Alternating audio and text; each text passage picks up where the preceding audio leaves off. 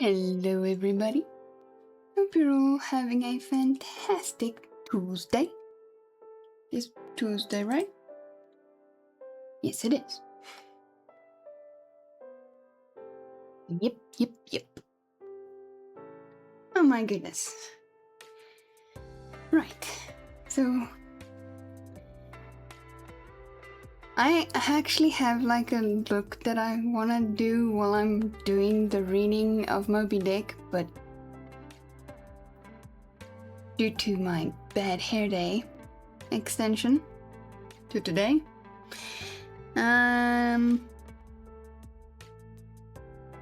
decided I'll keep to the cool cap look. There we go. That's the way. It's a good tongue twister. Try that. And also, was a little distracted, so was getting late a little. Getting late a little better. Words.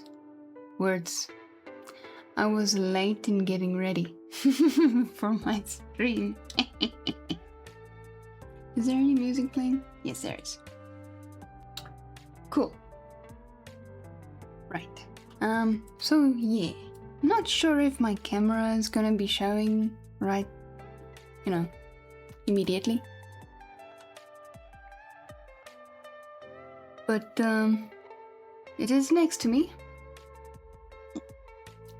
It'll come closer, like it did last week, being a little bit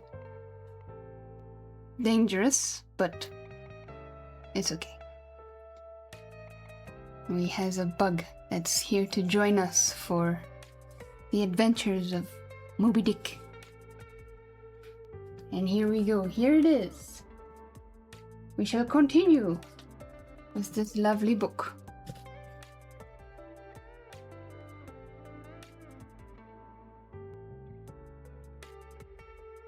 Alrighty. Let me just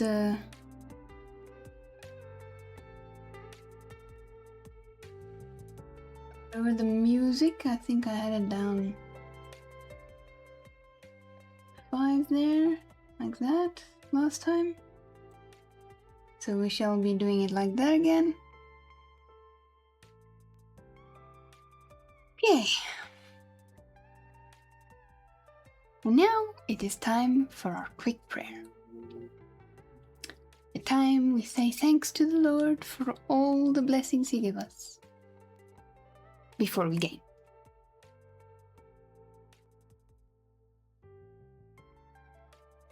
I'm gonna have to move the mic a little closer, I think, like I did last time. Right. Thank you, Lord, for this beautiful day that you blessed us with.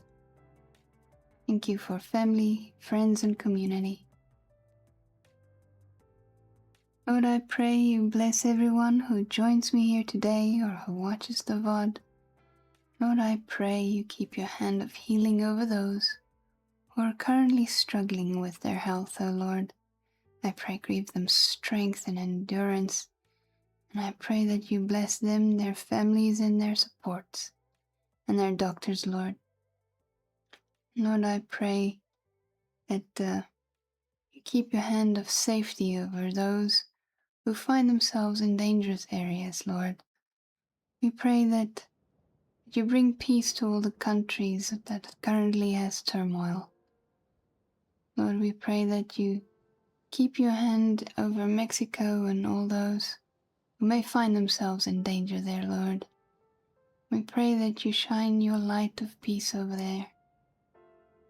And Lord, we pray for peace over Israel, O Lord. Shine your loving grace and peace over all the world. In Jesus' mighty name we pray. Amen. Alrighty. Let us go. Why does it look like it's struggling, like it's stuttering? It does look like it is stuttering. Don't know why it is. Maybe there's a little bit of a light problem. Or The autofocus. I keep forgetting to check the autofocus. Ah, and here we go. We have a theme-appropriate cup today. Yay! Let's go over to the game scene. As you guys can see, I have not gotten it ready just yet. Okay, there.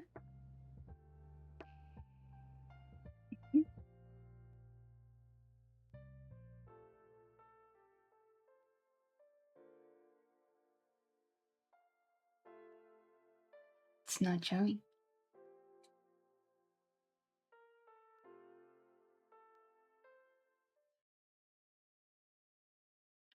It's not showing! Sometimes this happens. And I have to activate and deactivate it. There we go. Now. Here we go. With our light. And I believe we are starting with chapter 5. We managed to do 4 chapters last week.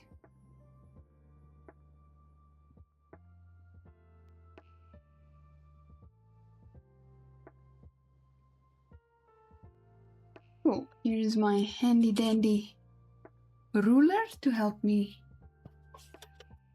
read. And my handy dandy microphone box to keep this level. Oh. Wrong way. I have to bring it closer. Woo! POV going on an adventure.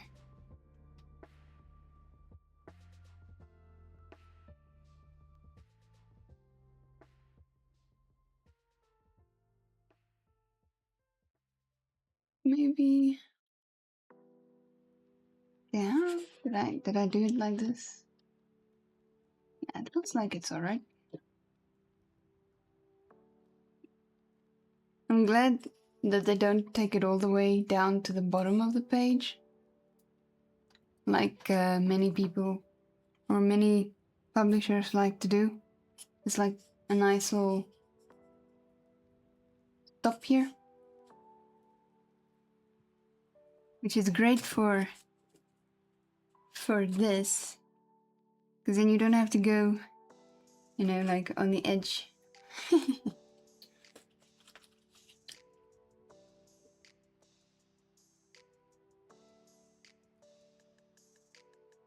Okay, so is there music here? Yes, there is.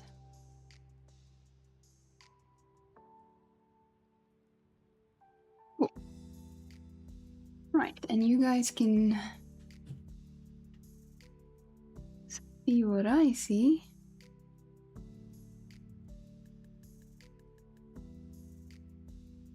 Bit better?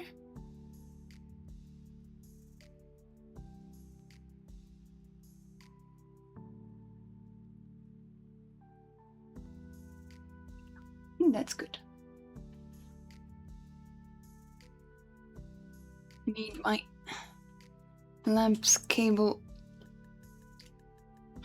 There we go. Timber!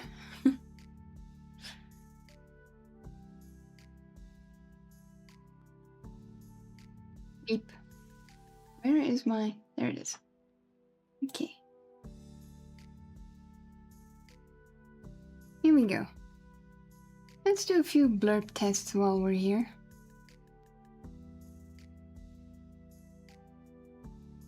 Freedom! Freedom! Here we go. Alrighty. All the sounds are seeming to be working. I hope you all have your coffees, your cool drinks, your hot chocolates, or whatever you might be having. Hope you have it ready.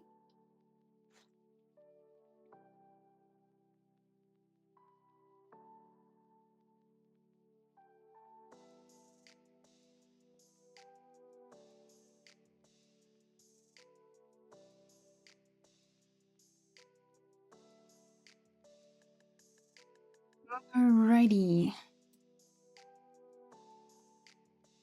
Let us continue then, shall we?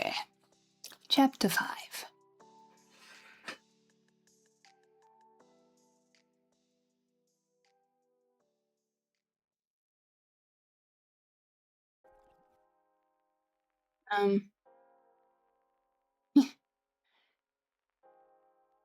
Hopefully it stays working, because my capture card moved.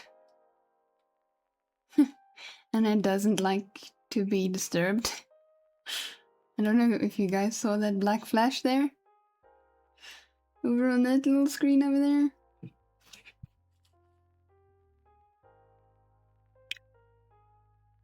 Okay. Let us continue. Chapter 5. Breakfast.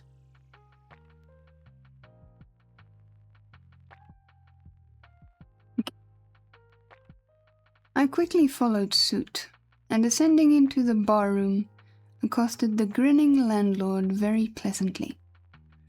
I cherished no malice toward him, though he had been skylarking with me not a little in the matter of my bedfellow.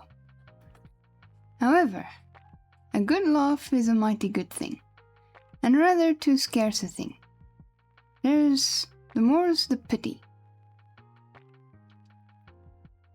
So, if any one man, in his own proper person, affords stuff for a good joke to anybody, let him not be backward, but let him cheerfully allow himself to spend and to be spent in that way.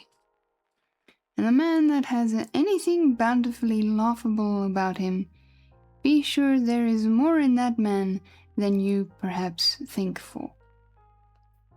The bar-room was now full of the boarders who had been dropping in the night previous, and whom I had not as yet had a good look at. They were nearly all whalemen, chief mates and second mates and third mates and sea carpenters and sea coopers and sea blacksmiths and harpooneers and shipkeepers, a brown and brawny company with bosky beards, an unshorn shaggy set, all wearing monkey jackets for morning gowns. You could pretty plainly tell how long each one had been ashore. This young fellow's healthy cheek is like a sun-toasted pear in hue, and would seem to smell almost as musky. He cannot have been there 3 days landed from his Indian voyage. The man next to him looks a few shades lighter. You might say a touch of satin wood in him. In the complexion of a third still lingers a tropic tone, but slightly bleached withal. He, doubtless, has tarried whole weeks ashore. But who could show a cheek like Queequeg? That's quite the name, Queequeg. But who could show a cheek like Queequeg, which, barred with various tints, seemed like the Andes' western slope, to show forth in one array contrasting climates, zone by zone. Grubbo! Jen of the North, hello, welcome in, how is you?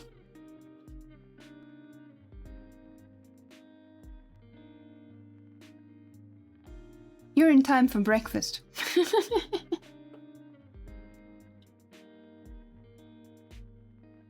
Is the music too loud or is it fine?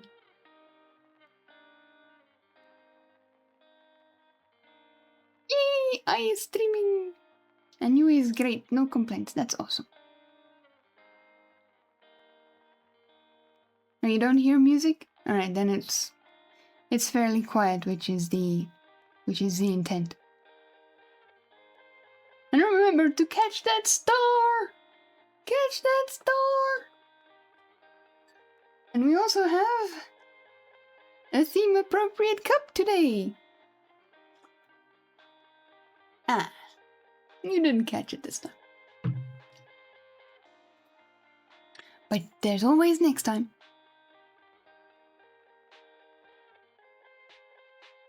Silly star. Ready, grub ho! Now cried the landlord, flinging open a door, and in we went for breakfast. And that's page 1.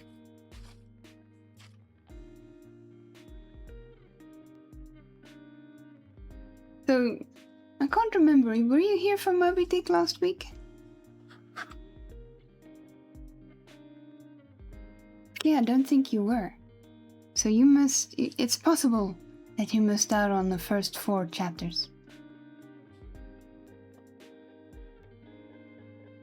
But it's okay.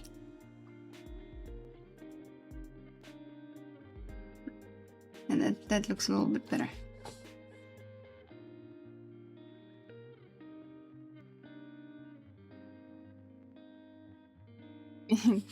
It's okay.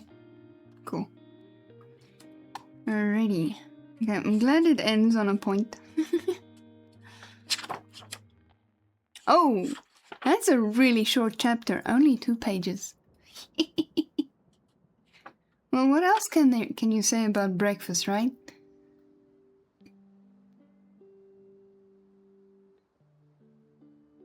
Oh, you did watch some of it? Yeah, it's not on YouTube yet, so it's probably the VOD. I was actually questioning whether or not I should post it on YouTube at all, but maybe I will.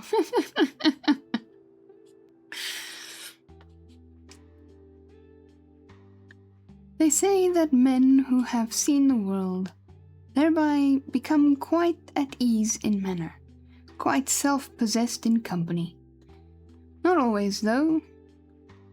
Ledyard, the great New England traveller, and Mungo Park, the Scotch one, of all men that possessed the least assurance in the parlour.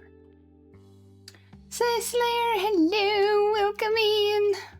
Ah, you missed that notification. Ah, no. Yeah, they if you don't want to miss any of the notifications, you're gonna have to click on the bell, because they have like different selections, and it's probably selected on to personalized instead of always. So if you put it on always, then you'll always get a notification that I go live. Or something like that. I'm not entirely sure how it really works. But that's possibly it. But how's be you, says Slayer?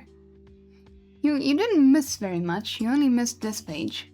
We started on chapter 5 called Breakfast.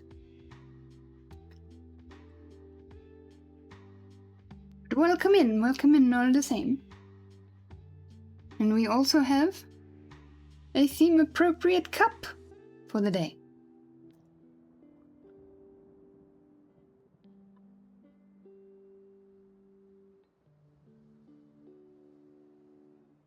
Okay. They possessed the least assurance in the parlor, which is interesting. Ledyard. That's an interesting name.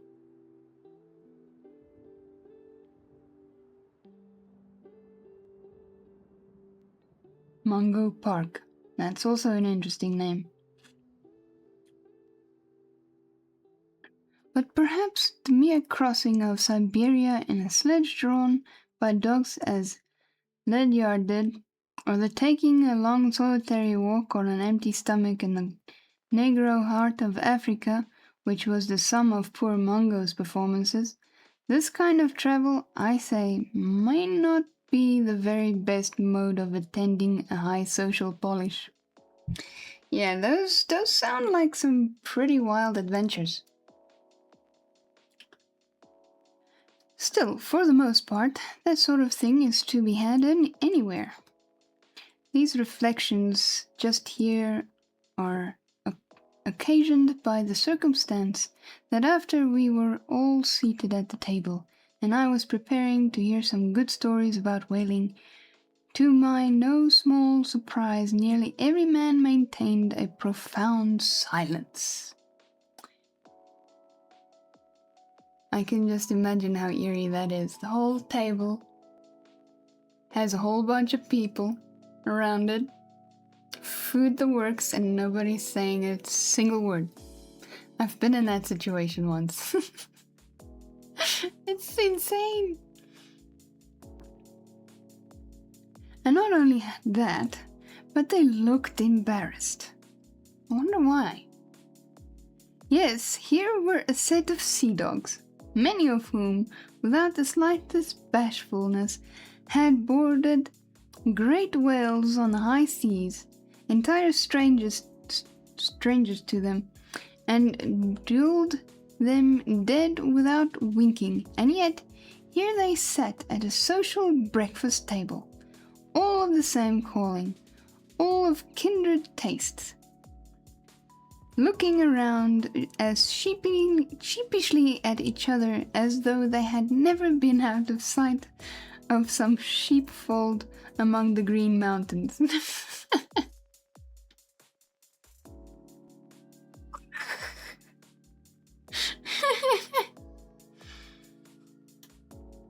A curious sight. These bashful bears, these timid warrior whalemen. My goodness.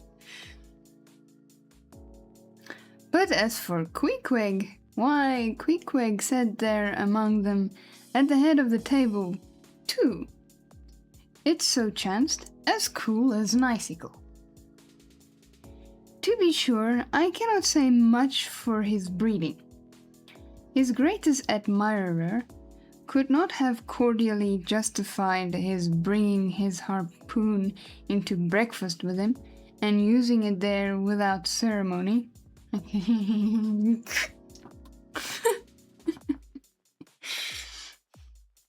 Reaching over the table with it, to the imminent jeopardy of many heads, and grappling the beefsteaks toward them. Come here! And everyone knows that in most people's estimation, to do anything coolly is to do it genteelly. We will not speak of all Queequeg's peculiarities here. How he eschewed coffee and hot rolls, and applied his undivided attention to beefsteaks, done rare. Enough that when breakfast was over, he withdrew like the rest into the public room, lighted his tomahawk pipe, and was sitting there quietly digesting and smoking with his inseparable hat on, while I sallied out for a stroll. That's quite the picture that they painted there. I can just imagine all these big guys sitting around the table, quiet as mouses. Very interesting that happens.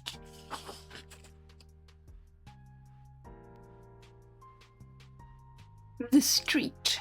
Chapter 6. The Street.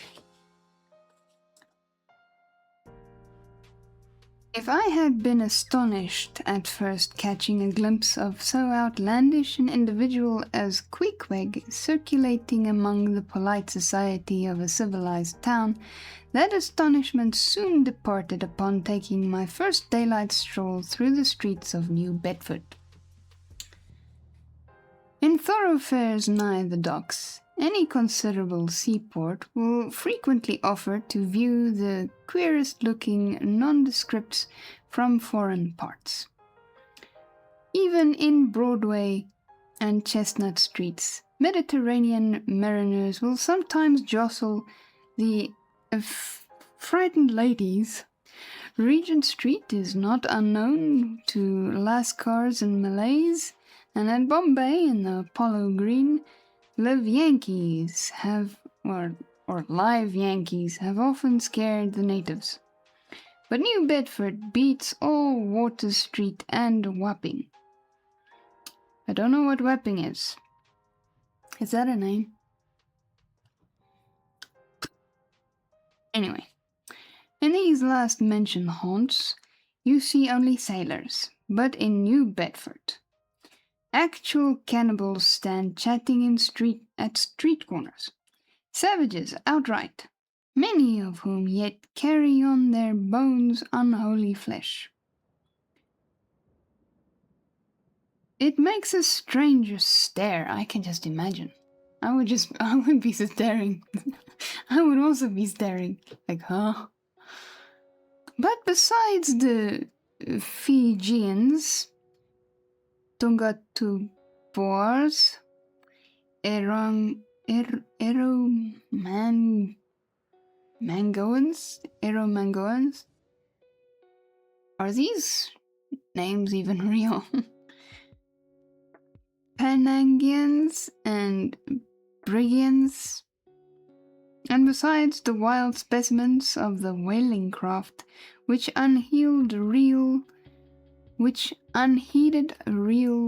about the streets. I don't know, these words no longer make sense. Besides the wild specimens of the whaling craft, which unheeded reel about the streets, you will see other sights still more curious, certainly more comical. There weekly arrived in this town scores of green Vermonters and New Hampshire men, all athirst for gain and glory in the fishery. They are mostly young and stalwart frames, fellows who have felled forest and now seek to drop the axe and snatch the whale-lance. Many are as green as the Green Mountains whence they came. In some things you would think them but a few hours old. Look there. That chap strutting around the corner. He wears a beaver hat and swallow-tailed coat, girdled with a sailor belt and a sheath knife. Here comes another with sou'wester and a bombazine cloak. A southwester and bombazine cloak. No town-bred dandy will compare with the country-bred one. That's for sure.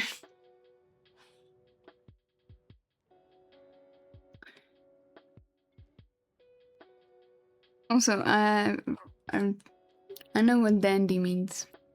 Dandy is a very interesting name for fashionista type individuals. So no town-bred dandy will compare with a country-bred one. I mean, a downright bumpkin dandy, a fellow that, in the dog days, will mow his 2 acres in buckskin gloves for fear of tanning his hands.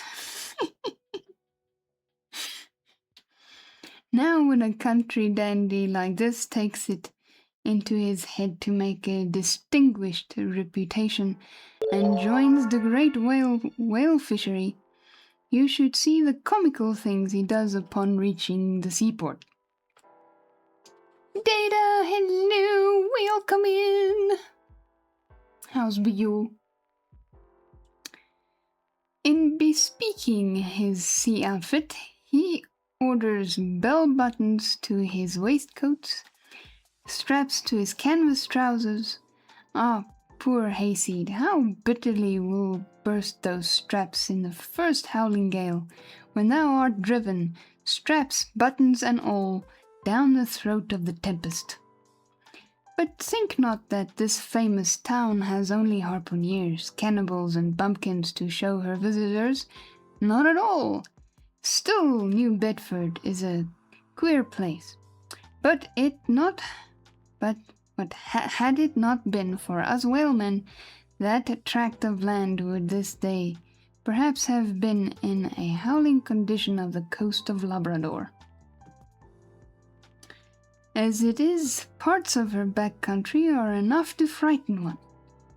They look so bony.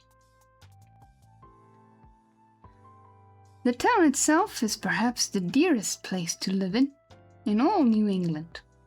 It is a land of oil, true enough, but not like Canaan, a land also of corn and wine. The streets do not run with milk, nor in the springtime do they pave them with fresh eggs. Yet in spite of this, nowhere in all America will you find more patrician-like houses, parks and gardens more opulent than in New Bedford. Whence came they? How planted upon this once craggy scoria of a country? Go and gaze upon the iron emblematical. Okay, that's a good tongue twister. Go and gaze upon the iron emblematical. I'm gonna keep struggling with this one. I'm just gonna skip it.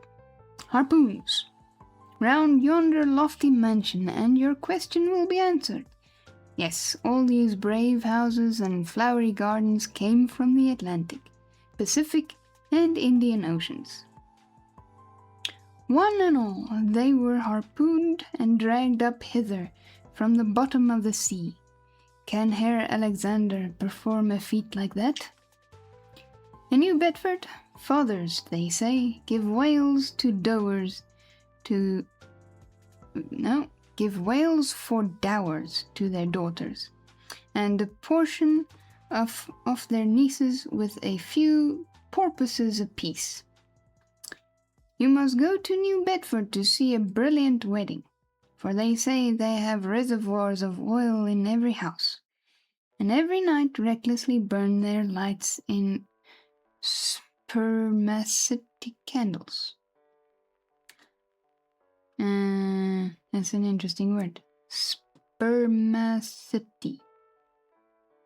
Yeah, I take it that's like a whale candle of some sort. My tongue is like all twisted and I'm sounding weird to myself, man. These words. In summertime, the town is sweet to see, full of fine maples, long avenues of green and gold, and in August, high in air, the beautiful and bountiful horse chestnuts, candelabra-wise, proffer the passer-by their tapering upright cones of congregated blossoms.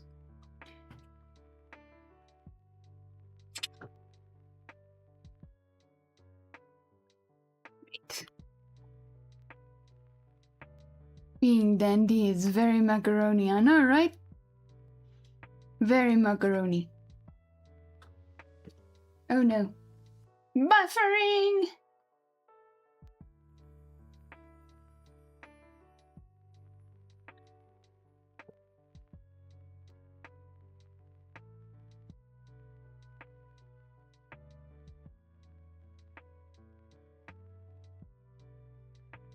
Am I still buffering?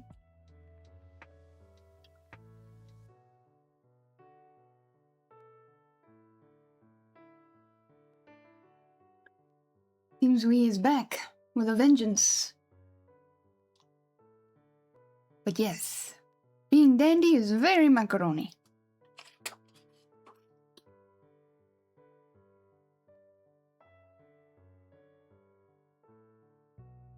Okay.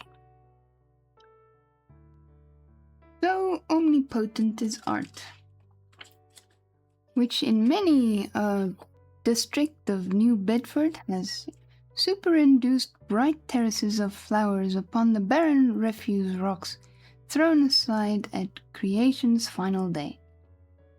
And the women of New Bedford, they bloom like their own red roses. But roses only bloom in summer, whereas the fine carnation of their cheeks is perennial as sunlight in the seventh heavens. Elsewhere match that bloom of theirs ye cannot, save in Salem, where they tell me the young girls breathe such musk, their sailors' sweethearts smell them miles offshore, as though they were drawing nigh the odorous Moluccas,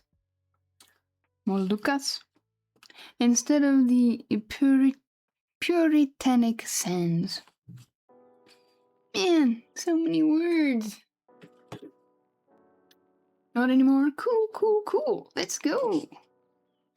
So that was chapter 5 and 6.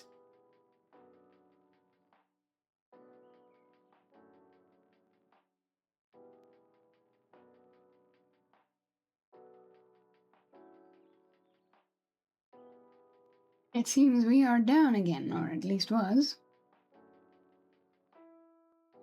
I don't know what it is. It seems that this time of night there seems to be problems.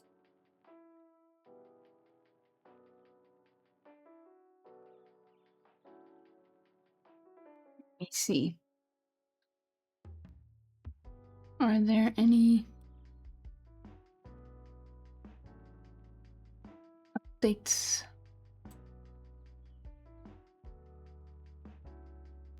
And the connectivity stuff.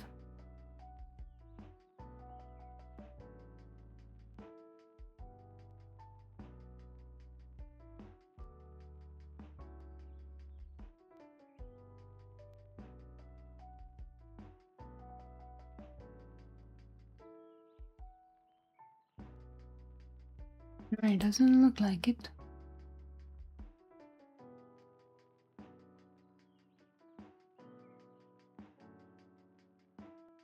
Okay.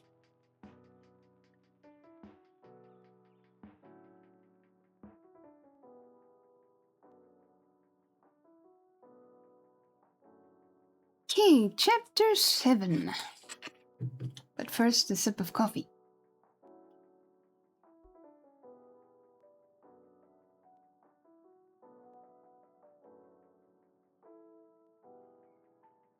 Chapter 7. The Chapel. In the same New Bedford there stands a whaleman's chapel, and few are the moody fishermen, shortly bound for the Indian Ocean or Pacific, who fail to make a Sunday visit to the spot. I am sure that I did not. Returning from my first morning stroll, I again sallied out upon this special errand. The sky had changed from clear sunny cold to driving sleet and mist. That sounds unfriendly. Wrapping myself in my shaggy jacket of the cloth-called bearskin, I fought my way against the stubborn storm. Entering, I found a small scattering congregation of sailors and sailors' wives and widows. A muffled silence reigned, only broken at times by the shrieks of the storm. Each silent worshipper seemed purposely sitting apart from the other, as if each silent grief were insular and incommunicable.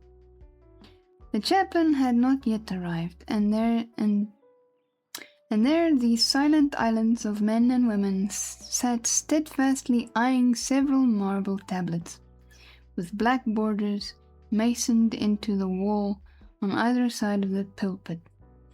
3 of them ran something like the following, but I do not pretend to quote. Sacred to the memory of John Talbot, who at the age of 18 was lost overboard near the Isle of Desolation of Patagonia, November 1st, 1836. This tablet is erected to his memory by his sister. Wow, and that's quite the memento.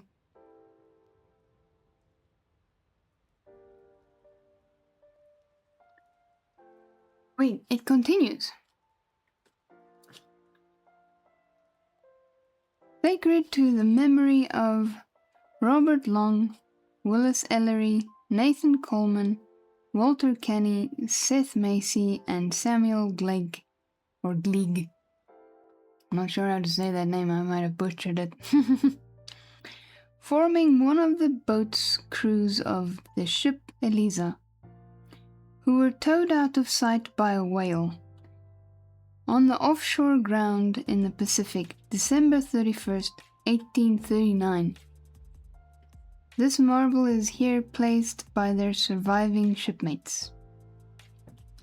Sacred to the memory of the late Captain Ezekiel Hardy, who in the bows of his boat was killed by a sperm whale on the coast of Japan, August 3rd, 1833. This tablet is erected in his memory by his widow. Wow. Oops. So it seems like whales are very dangerous to hunt. At least that's what it seems like to me.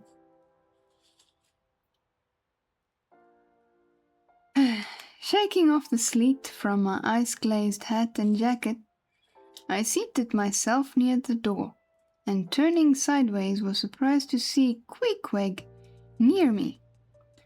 Affected by the solemnity of the scene, there was a wondering gaze of incredulous curiosity in his countenance. This savage was the only person present who seemed to notice my entrance, because he was the only one who could not read, and therefore was not reading those frigid inscriptions on the wall. Yeah, I mean, that would have me kind of sad too, and wouldn't want to say anything either. Whether any of the relatives of the seamen whose names appeared there were now among the congregation, I knew not. But so many are the unrecorded accidents in the fishery, and so plainly did several women present where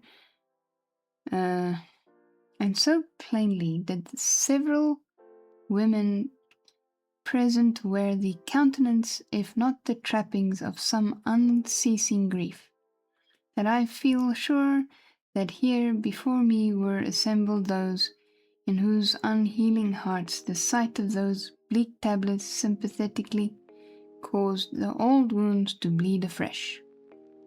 Yeah, I bet. Oh, ye whose dead lie buried beneath the green grass, who standing among flowers can say, Here lies my beloved. Ye know not the desolation that broods in bosoms like these. What bitter blanks in those black-bordered marbles, which cover no ashes. What despair in those immovable inscriptions. What deadly voids and unbidden infidelities in the lines that seem to gnaw upon all faith, and refuse resurrections to the beings whom have placelessly perished without a grave. As well might those tablets stand in the cave of Elephanta as here. And in what senses of living creatures the dead of mankind are included. Why it is that a universal proverb says of them, that they tell no tales, though containing more secrets than the Goodwin Sands. How it is that to his name who yesterday departed for the other world, we prefix so significant an infidel a word, and yet do not thus entitle him, if he but embarks on the remotest Indies of this living earth. Why the life insurance companies pay death for forfeitures upon immortals. In what eternal, unstirring paralysis and deadly hopeless trance yet lies antique Adam, who died 60 round centuries ago. How it is that we still refuse to be comforted for those who we nevertheless maintain are dwelling in unspeakable bliss. Why all the living so strive to hush all the dead? Wherefore but the rumour of a knocking in a tomb will terrify a whole city. All these things are not without their meanings. But faith like a jackal feeds among the tombs, and even from these dead doubts she gathers her most vital hope. It needs scarcely to be told with what feelings on the eve of a Nantucket voyage I regarded those marble tablets, and by the murking light of that darkened, doleful day read the fate of the whalemen who had gone before me. This guy is got some deep philosophical words there. Yes, Ishmael, the same fate may be thine, but somehow I grew merry again. Delightful inducements to embark, fine chance for promotion, it seems. Aye, a stove-boat will make me an immortal by brevet. Yes, there is death in this business of whaling, a speechlessly quick, chaotic bundling of a man into eternity. But what then? Methinks we have hugely mistaken this matter of life and death.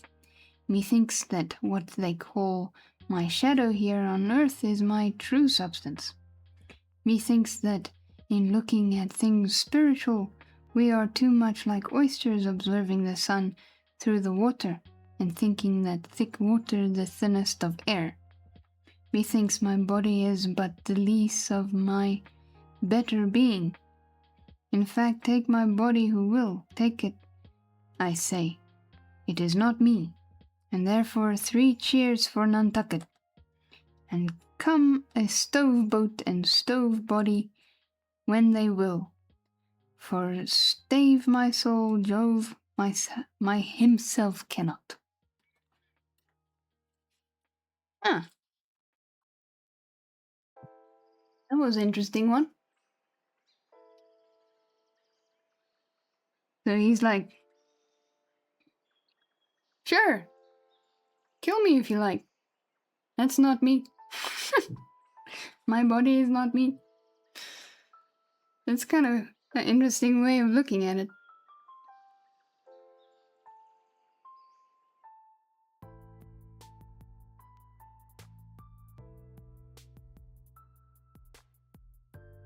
A whole bunch of short chapters here today.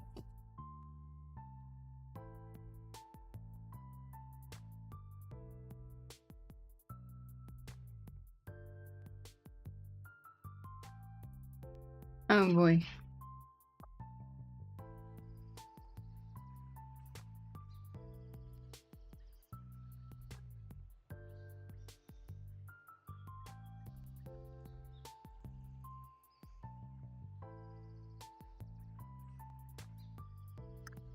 Okay, so the next one after this one is a fair one. Fair size chapter. Which is good. It is commonly known as good writing. Yes, it is. It is quite the challenge. But I'm enjoying it. But mainly the sentence structure, the way things are said. But it's good so far. I don't always understand what I'm reading. Like there's whole sentences sometimes that I have no idea what the guy is saying. But I'm just reading it.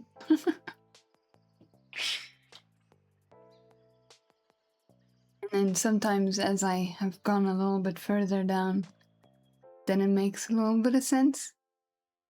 But most of the time, it just goes way beyond me.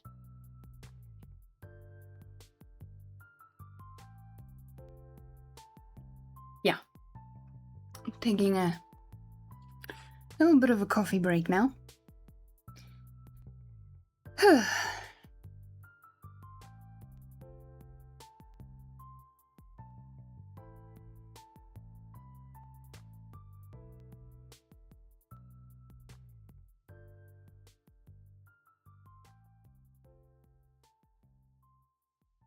But yeah, hopefully this won't make me become all emotional here. Because we're about to go into the pulpit here, and then after that, there's gonna be a sermon. Isn't this part of the story set in your country? No. I am from South Africa. I'm not entirely sure where we are in the world in this one. England, I think? I think this one is set in England, if I'm not mistaken. And I am very much south of that. But we do have a history of whaling here as well.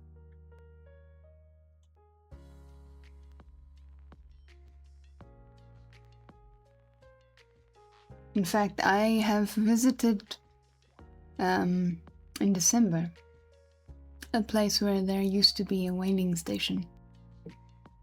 It doesn't exist anymore. The buildings are long gone, but some of the, I don't know, there's like remnants of the place that's there, like old rail tracks and like ramps going into the ocean. I'm not sure what you call that. And then also like old frames and things.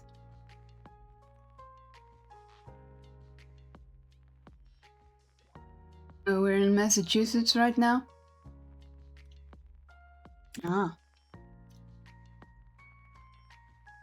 Coffee is done. Interesting.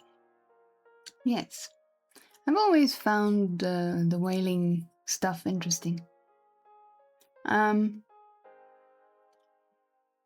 Glad that they don't do that anymore, those poor whales.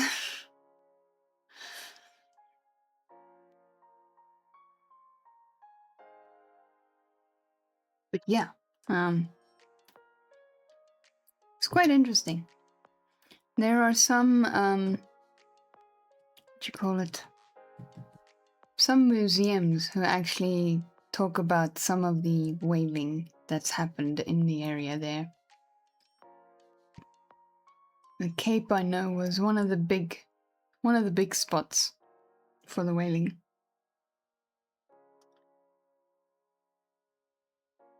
I don't know if there are any places where there's some of the structures still left, but the place I know that I've gone to several times, there's not even a brick standing this high. It's literally, it's foundation level. Everything's gone. There's no walls, nothing.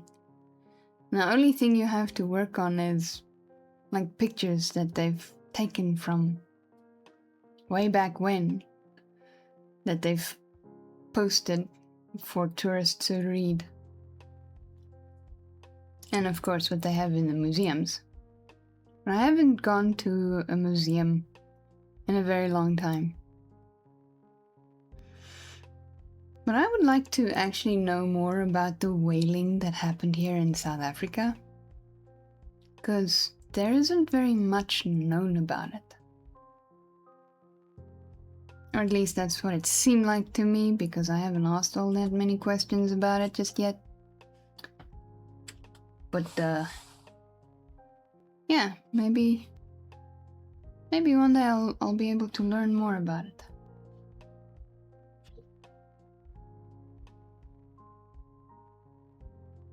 Okay.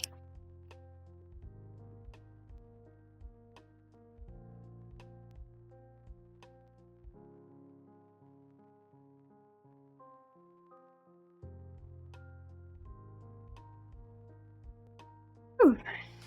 Chapter 8. Apologies for those who might see adverts. We have an advert incoming in 1.5 minutes. An Arctic explorer got saved when he got lost and then found a whaling station. Interesting. When and where was this?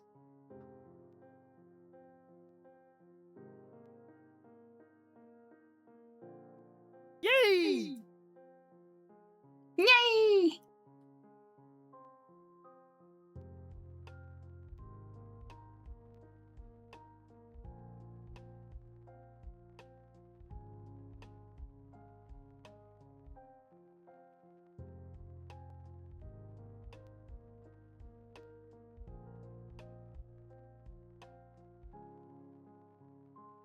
I'm glad he got saved.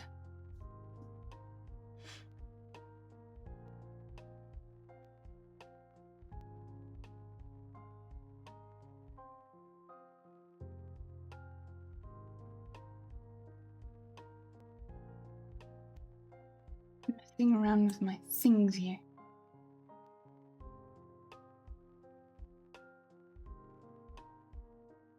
Just gonna chill out and wait for the advert, because it doesn't help I start reading and then there's an advert and then you guys can't even stick with me. Oh, here's something, yes. All 27 men of Ernest Shackleton's Endurance expedition were saved after their ship was crushed by ice and sank in 1915. The crew spent months on drifting ice, followed by a harrowing lifeboat journey to Elephant Island. Shackleton famously sailed 800 miles to South Georgia for help, rescuing the remaining men in 1916. Wow, that is insane. That's wild. 800 miles?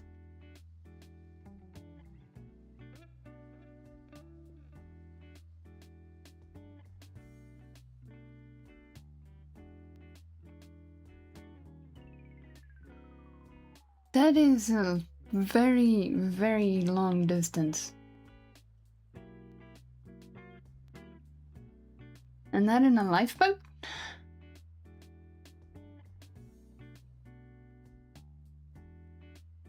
Phew.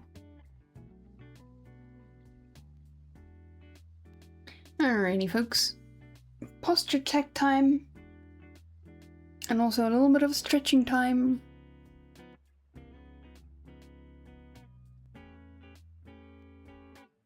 Key details of the rescue. The shipwreck Endurance was trapped in the Weddell Sea and sank on November 21, 1915.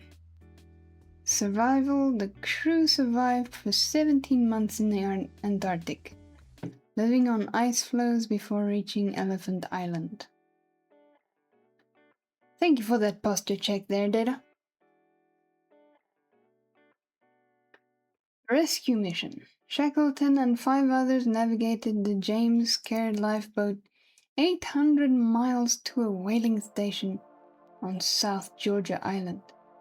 Final rescue on August 30, 1916.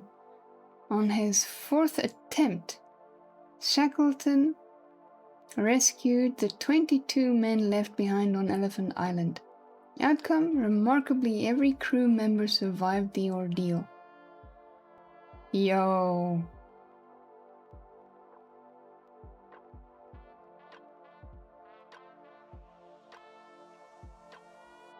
That is wild.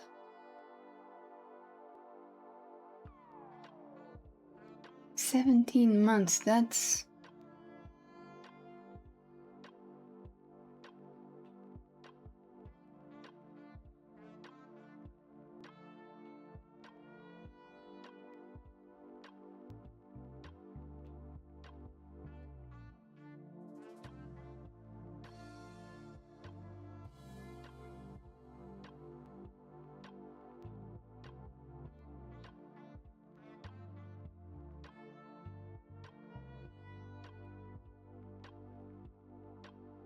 That's a year.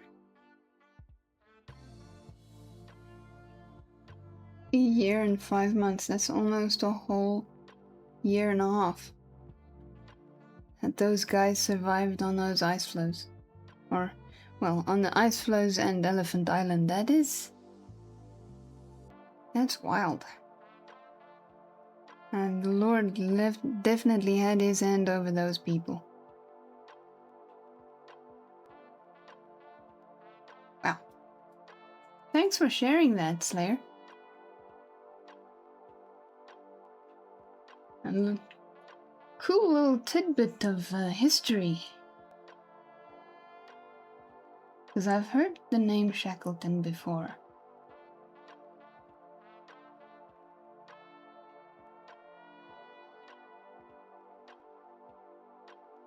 It's fascinating. It's cool. Very cool. Glad they all made it. That's amazing. Alrighty, Chapter 8. The Pulpit.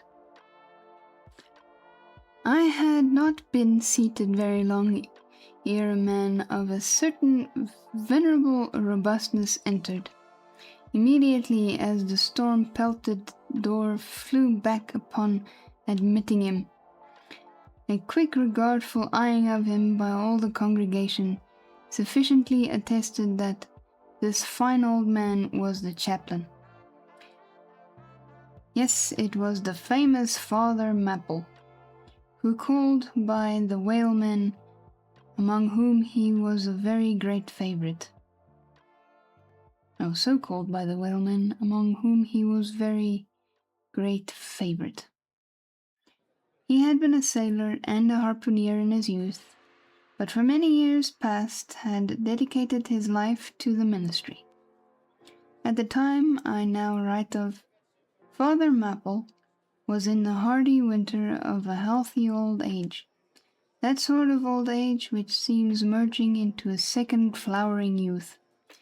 For among all the fissures of his wrinkles there shone certain mild gleams of a newly developing bloom. The spring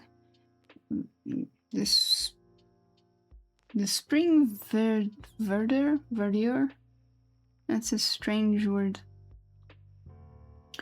The spring verdure peeping forth even beneath February snow. No one having previously heard his history could for the first time behold Father Mapple without the utmost interest, because there were certain engrafted clerical peculiarities about him, imputable to that adventurous maritime life he had led. But when he entered, I observed that he carried no umbrella, and certainly had not come in his carriage, for his tarpaulin hat ran down with melting sleet, and his great pilot cloth jacket seemed almost to drag him to the floor with the weight of the water it had absorbed. However, hat and coat and overshoes were one by one removed, and hung up in a little space in an adjacent corner. When arrayed in a decent suit, he quietly approached the pulpit. Like most old-fashioned pulpits, It was a very lofty one, and since a regular stairs to such a height would, by its long angle with the floor, seriously contract the already small area of the chapel, the architect, it seemed, had acted upon the hint of Father Maple, and finished the pulpit without the stairs, substituting a perpendicular side ladder, like those used in mounting a ship from a boat at sea. Oh, so he's got a ladder instead of stairs. Now that's a pulpit I would like to see. That sounds interesting. Because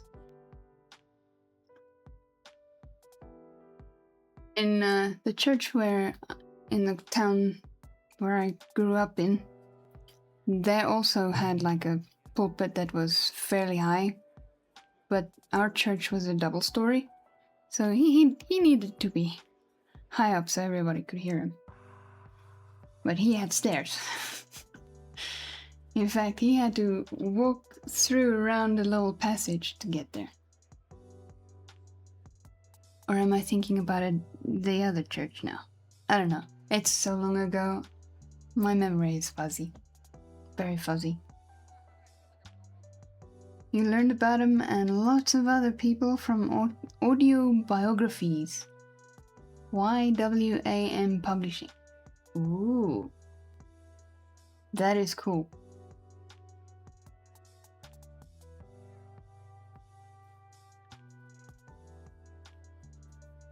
That is very, very cool. Okay. The wife of a whaling captain had provided the chapel with a handsome pair of red worsted man ropes for his ladder.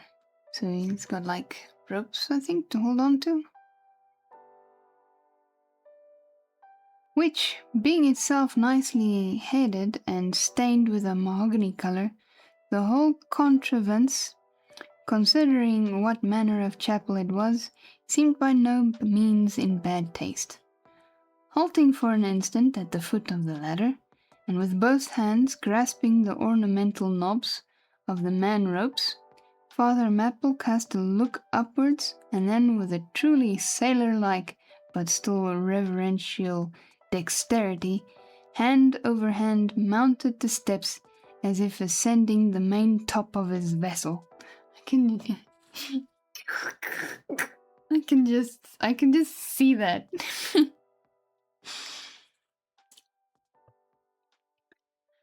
The perpendicular parts of the side ladder, as is usually the case with swinging ones, were of cloth-covered rope. Only the rounds were of wood, so that at every step there was a joint. At my first glimpse of the pulpit, it had not escaped me that however convenient for a ship, these joints in the present instance seemed unnecessary. For I was not prepared to see Father Maple, after gaining the height, slowly turn around and, stooping over the pulpit, deliberately drag up the ladder step by step, till the whole was deposited within, leaving him impregnable in his little cubek. So he got up and he pulled the ladder in. Like, there's no way anybody else is getting up here with me. That's so funny.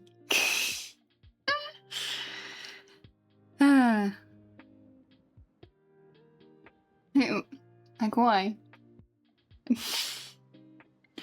Is it just because of the habit? Because I'm sure, like, on a boat, you pull it up. So it could just be because of habit. Don't know. I pondered some time without fully comprehending the reason for this. Father Maple enjoyed such a wide reputation for sincerity and sanctity that I could not suspect him of courting notoriety by any mere tricks of the stage. No, thought I, there must be some sober reason for this thing. Furthermore, it must symbolize something unseen. Can it be, then, that by the act of physical isolation he signifies his spiritual withdrawal for the time from all outward worldly ties and connections? Yes, for replenished with the meat and wine of the world, to the faithful man of God this pulpit, I see, is a self-containing stronghold, a lofty Ehrenbreitstein. What a word, or name? A lofty Ehrenbreitstein with a perennial well of water within the walls. But the side ladder was not the only strange feature of this place, borrowed from the captain's former seafarings. Between the marble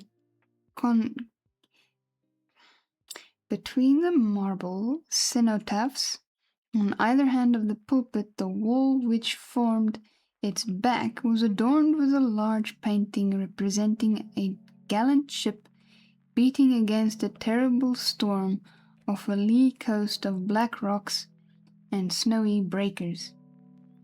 But high above the flying scud and dark rolling clouds, there floated a little isle of sunlight, from which beamed forth an angel's face, and this bright face shed a distant spot of radiance upon the ship's tossed deck, something like that silver plate now asserted into the Victory's plank where Nelson fell. Ah, noble ship, the angel seemed to say, beat on, thou noble ship, and bear a hardy helm, for lo, the sun is breaking through, the clouds are rolling off, serenest azure is at hand. Nor was the pulpit itself without a trace of the same sea taste that had achieved the ladder and the picture. Its panelled front was in the likeness of a ship's bluff bows, and the Holy Bible rested on a projecting piece of scroll-work fashioned after a ship's fiddle-headed beak. What could be more full of meaning? For the pulpit is ever the earth's foremost part, and the rest comes in its rear. The pulpit leads the world. From thence it is the storm of God's quick wrath is first described, and the bow must bear the earliest brunt. From thence it is the God of breezes, fair or foul, is first invoked for favorable winds. Yes, the world's a ship on its passage out, and not a voyage complete, and the pulpit is its prow. That's an interesting way of looking at it. So there's like this huge painting,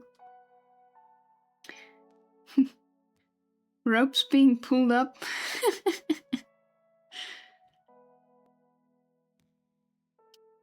Like,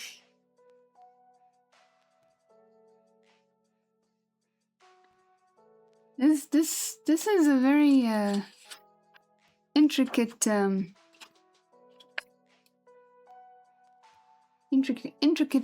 area, or intricate setup of the pulpit.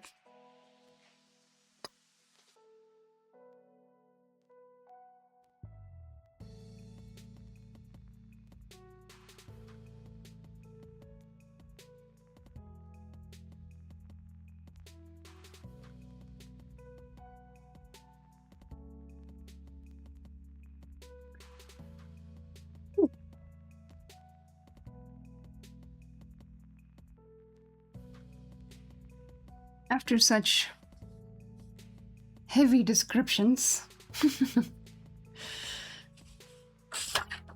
and I can totally see what the guy is saying here with the painting and stuff.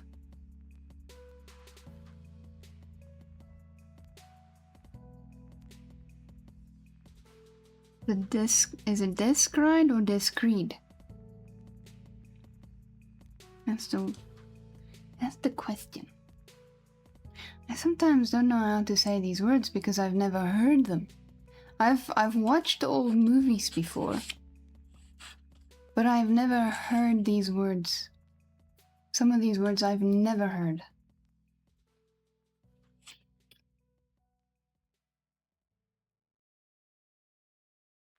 I did find the movie that I saw with my dad, which they kept to how they speak in the stories, and I want to rewatch that at some point because I don't really remember anything. I just remember how things were looking and how people spoke. You know, I remember the effects and the visuals, but I don't remember the story. I don't remember anything. But yeah, if they speak like this guy speaks, if I watch that movie, I'll be able to know how to say all these wonderful words.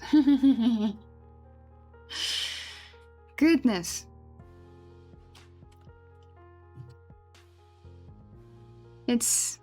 I'm not gonna lie, guys. This is quite a task. Reading this book is a task. A task and a half. Task and a half. Or a task and a half. I sometimes don't know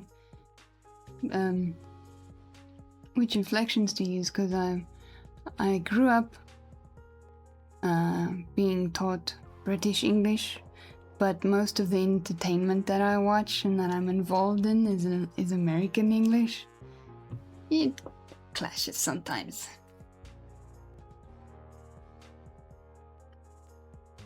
Because the British say half and Americans say half. You guys ever notice that? It's very interesting.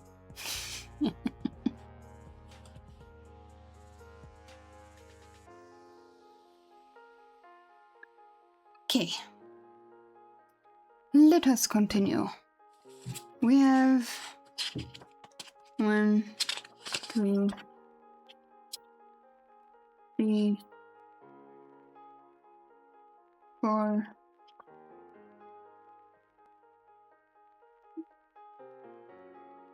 about 4.5-ish side by side pages to read. So 10, 11 maybe, if you do it single side count.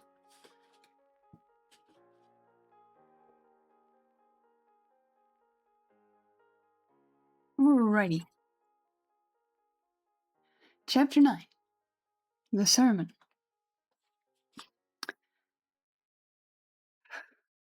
Tactical nuke incoming!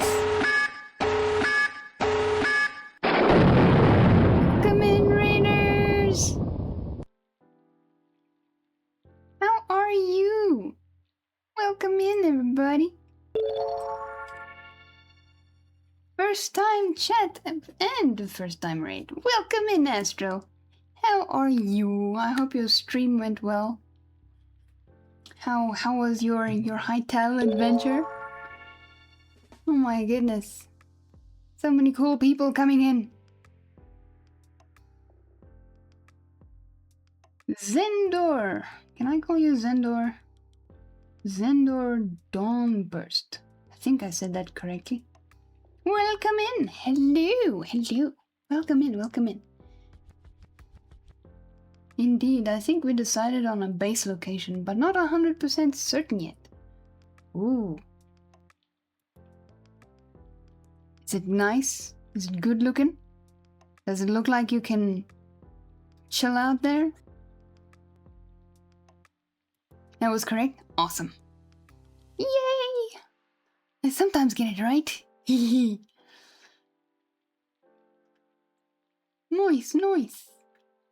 For those who came in with the raid, who don't know me, welcome, welcome. I'm MC Wolfcat. I am a chill variety Christian streamer all the way from sunny South Africa. Welcome in. And I hope you all have yourselves a fantastic and chill time here. Grab yourself a blanket and a pillow and maybe a hot chocolate if it's cold there, and get all cozy.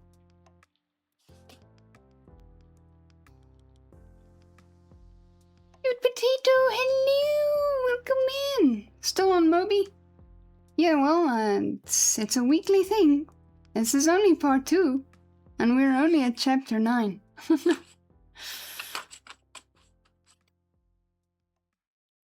How is you, Cute Potato? Welcome in.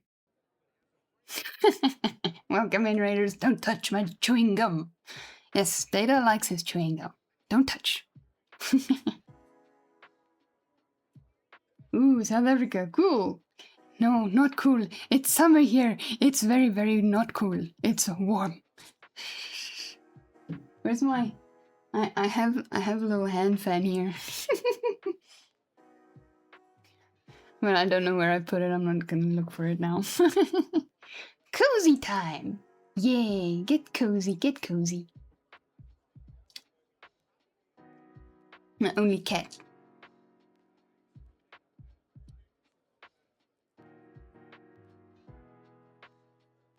Ooh, yeah! Get all comfortable. Remember to hydrate. Please do take care of yourselves. Soon we will be going on a break, but that is still around about 20 minutes from now. Then we'll be taking a break for about 30 minutes. So in which time, if you don't want to now, hydrate then, get yourself something to eat, walk around a little bit, stretch out them limbs. I will remind you when it is time for our break. But yes, please do take care of yourselves. And if you need to go and de-stream Astral, please feel free to do so. Thank you for the raid. Yep, and with every chapter we wear out 10 dictionaries. Yes, because after we have read as much as we can today, then we go and we get our dictionary and we write down. Here's my previous list. Come on. There we go. Here's my previous list of words that I didn't know. And then we look them up in the dictionary.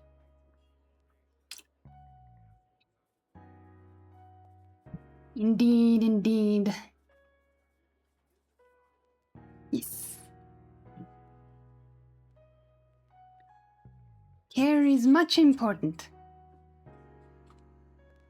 Alrighty then, let us continue. Because you rated in just as I was about to start reading. You had that timing down, Astral.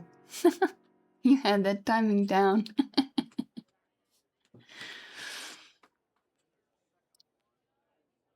Chapter 9. The Sermon.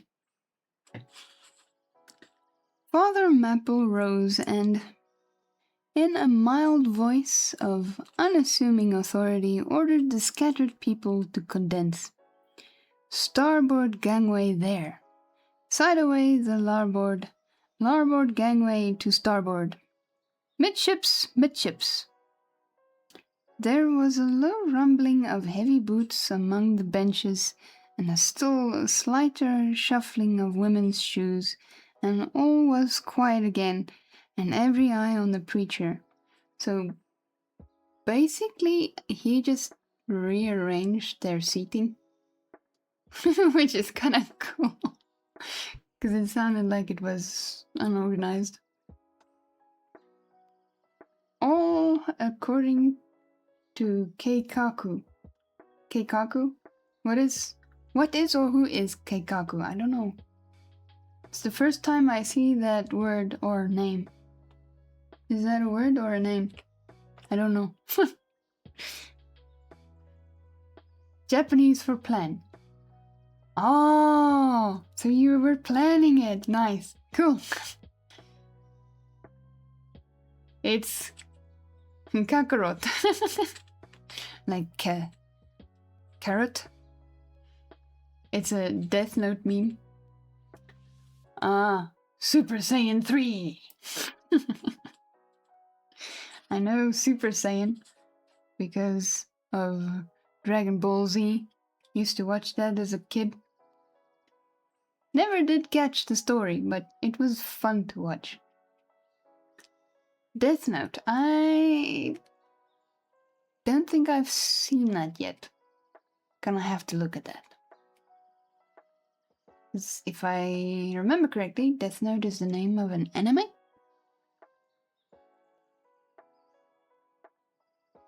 If I'm correct.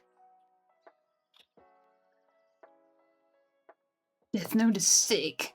Oh no, somebody call a doctor! Classic anime, yeah.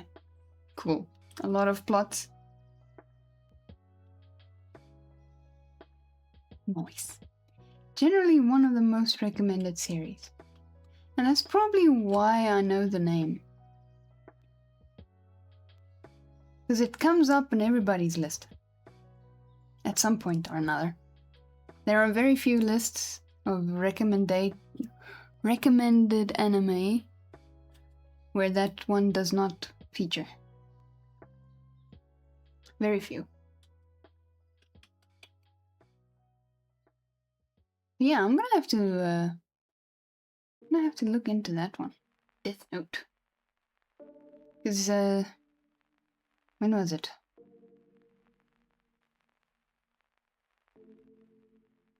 Was it yesterday? I think it was yesterday. I was trying to find something to watch. And came across some weird story about a guy being reincarnated as a slime. Reincarnated as a slime. And then he ate a dragon. Like, what? So far, a very weird story. Yeah, it's hard to beat in terms of plot development. Ah, slime Dataken. Indeed, a fun one. Slime one is dope. Okay. So I stumbled upon a fair one. Alright, cool. Reason I have had Tempest in my username for a decade is because of slime. The slime anime. I have to say that makes sense. Sweet Potato got bored though. How many seasons does it have? It's got quite a few because I like to have like long stories. Because I end up watching so many episodes at once. Although I don't think I'll be able to do so many episodes. Because I'm planning to do a lot more things now. But last year, yeah, I used to watch a lot of episodes at once.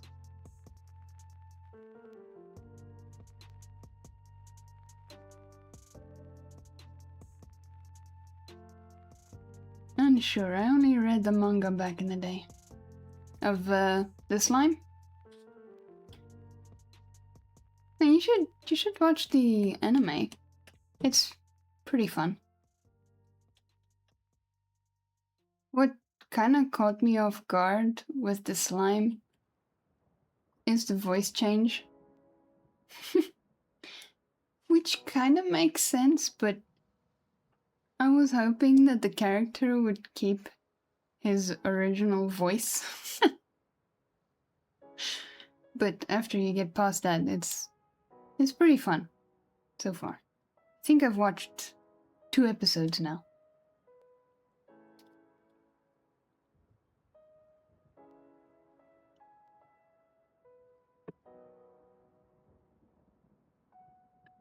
Right, so here we had the preacher rearranging everybody. to sit in a proper manner.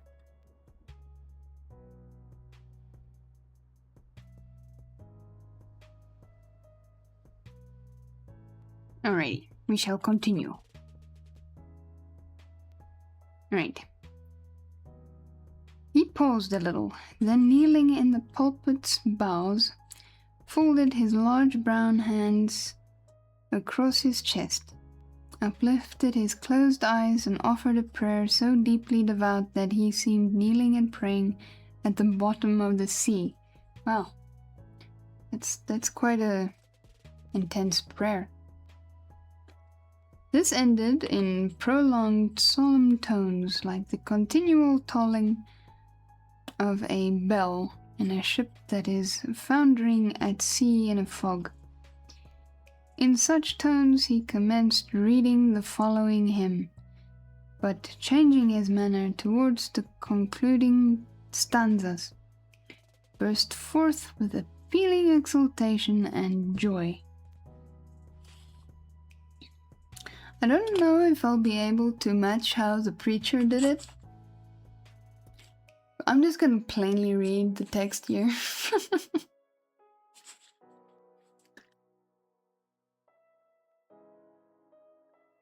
The ribs and terrors in the whale arched over me a dismal gloom, while all God's sunlit waves roll by, and lift me deepening down to doom.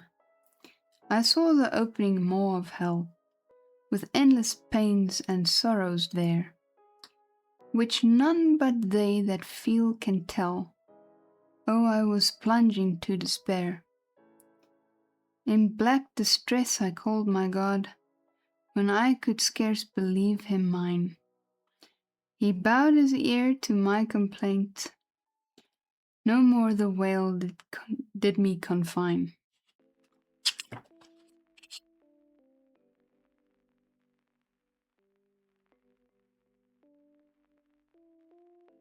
With speed he flew to my relief, as on a radiant dolphin borne.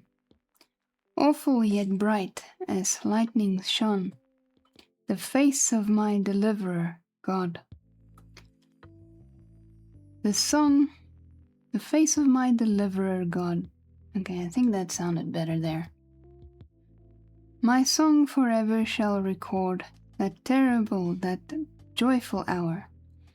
I give the glory to my God, his all, the mercy and the power. It's a cool hymn there. Nearly all joined in singing this hymn, which swelled high above the howling of the storm. A brief pause ensued. The preacher slowly turned over the leaves of the Bible, and at last, folding his hand down upon the proper page, said, "Beloved shipmates, clinch the last verse of the first chapter of Jonah. And God had prepared a great fish to swallow up Jonah." Shipmates, this book, containing only 4 chapters, 4 yarns, is one of the smallest strands in the mighty cable of the scripture. Yet what depths of the soul Jonah's deep sea line sound. What a pregnant lesson to us is this prophet. What a noble thing is that canticle in the fish's belly. How below-like and boisterously grand. Oh, yeah. We feel the flood surging over us. We sound with him to the kelpy bottom of the waters. Seaweed and all the slime of the sea is about us. But what is this lesson that the book of Jonah teaches? Shipmates, it is a 2-stranded lesson. A lesson to us all as sinful men, and a lesson to me as a pilot of the living God. As sinful men, it is a lesson to us all because it is a story of the sin, hard-heartedness. Suddenly awakens fears, the swift punishment, repentance, prayers, and finally the deliverance and joy of Jonah. As with all sinners among men, the sin of this son of Amittai was in his wilful disobedience of the command of God. Never mind now what that command was, or how conveyed, which he found a hard command. But all the things that God would have us do are hard for us to do. Remember that. And hence, he oftener commands us than endeavors to pursue. And if we obey God, we must disobey ourselves, and it is in disobeying ourselves wherein the hardness of obeying God consists. With this sin of disobedience in him, Jonah still further flouts at God by seeking to flee from him.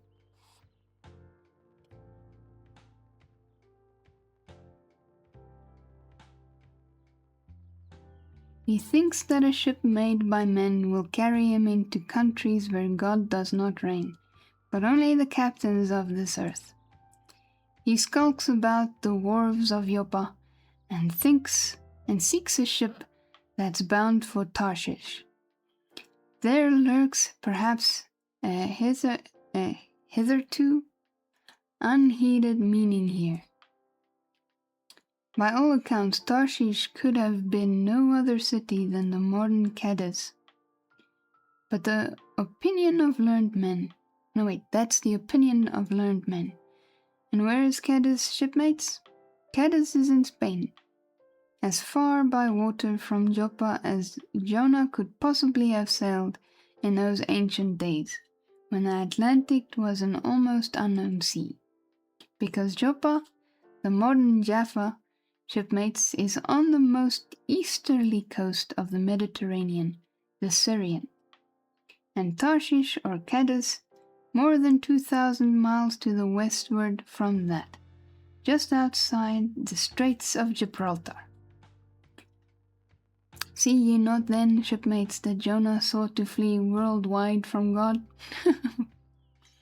Yeah, I bet. Never thought of it that way.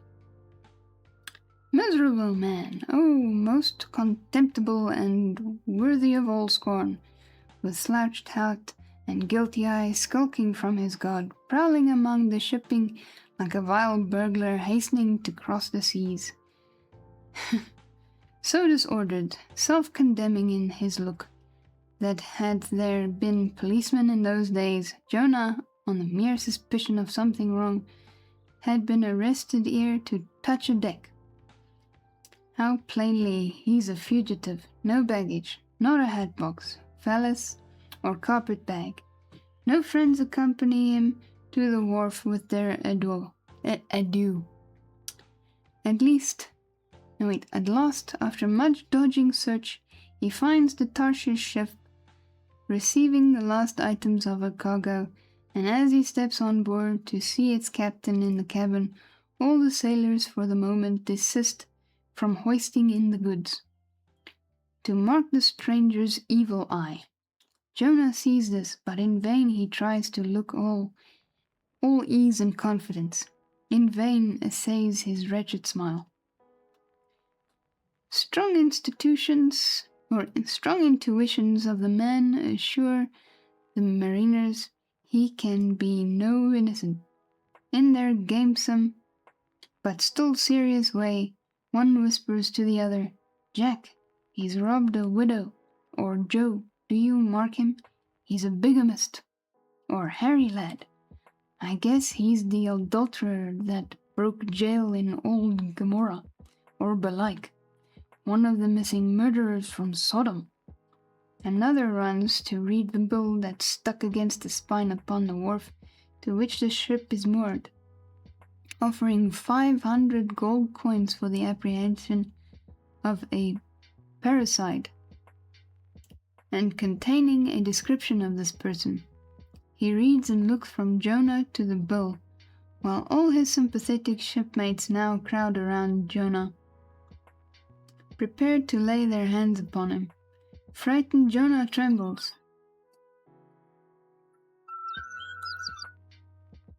There we go. This is quite the story.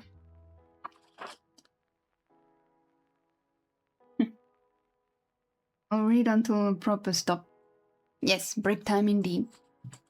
Frightened Jonah trembles, and summoning all his boldness to his face, only looks so much the more a coward. So he's trying to look all brave and stuff, and he just looks more like a coward. Shame, man. What a story this preacher is telling. This is quite the sermon.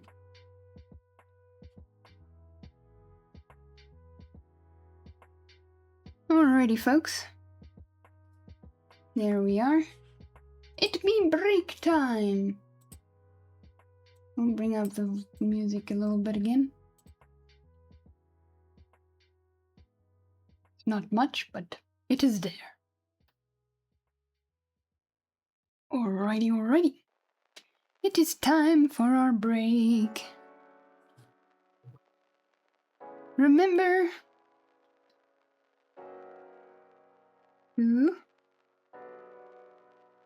set your timers for 30 minutes.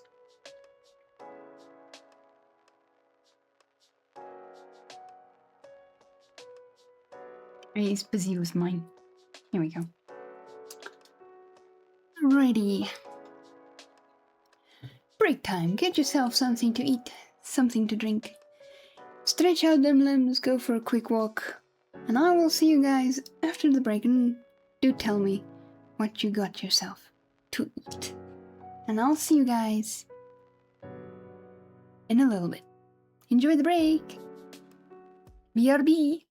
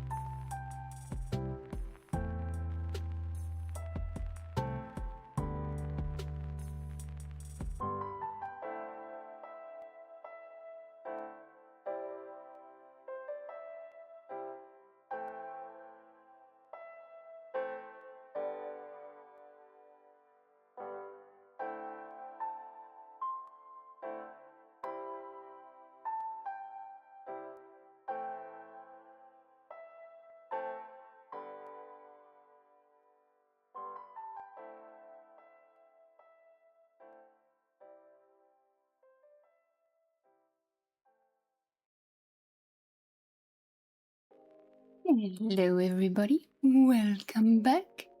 Hope you all had a fantastic break. And I hope you all had yourself something nice to eat or drink while we were away. I had some leftover mints and a peach. Now, I am armed with the nectar of chamomile for the calming effects.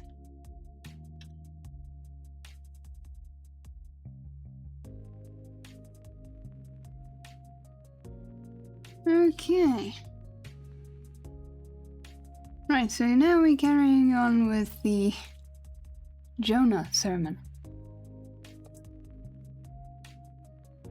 But before we do, we shall reduce the music again like it was earlier. Nice.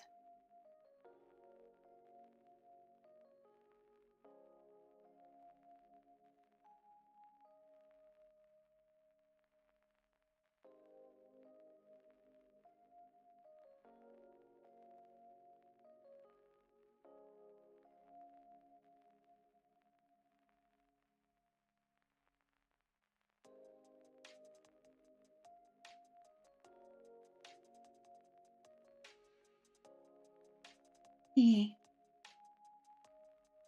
Now that I've done all my checks and everything looks good, we shall continue.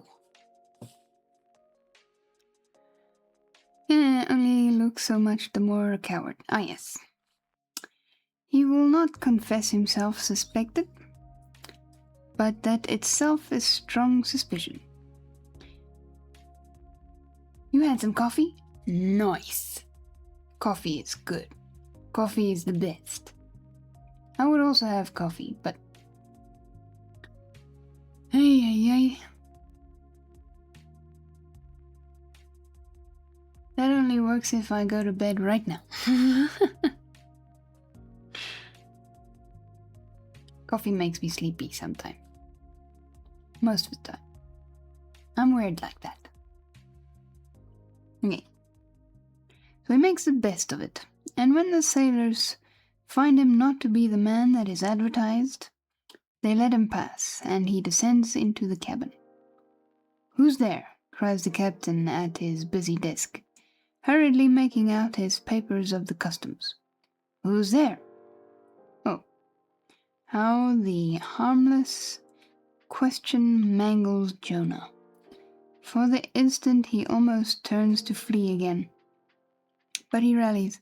"I seek a passage in the ship to Tarshish." "How soon sail ye, sir?" But far the busy captain had not looked up to Jonah, though the man now stands before him. But no sooner does he hear that hollow voice than he darts a scrutinizing glance. "We sail with the next coming tide." At last he slowly answered, still intently eyeing him. "No sooner, sir?" "Soon enough for any honest man that goes a passenger." "Ha! Jonah, that's another stab." But he swiftly calls away the captain from that scent. "I'll sail with ye," he says.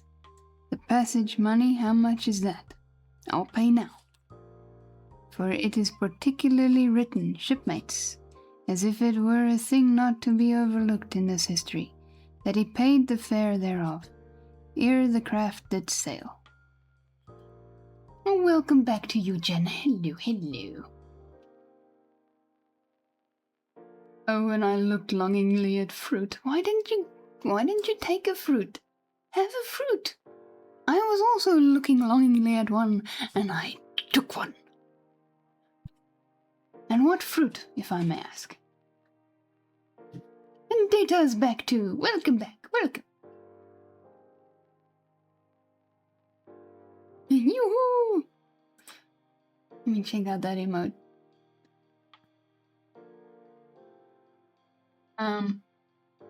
Oh, okay. I thought, jeepers, he's got a weird chin. Then I realized he's actually saying yoo-hoo. So he looks... It wasn't his chin I was looking at. Well, that's a cool emote, though.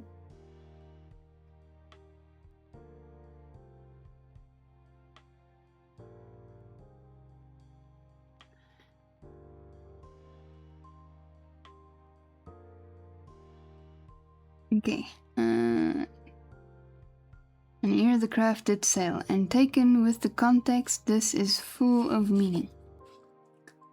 Now Jonah's captain, shipmates, was one whose discernment detects crime in any, but whose cupidity exposes it only in the penniless.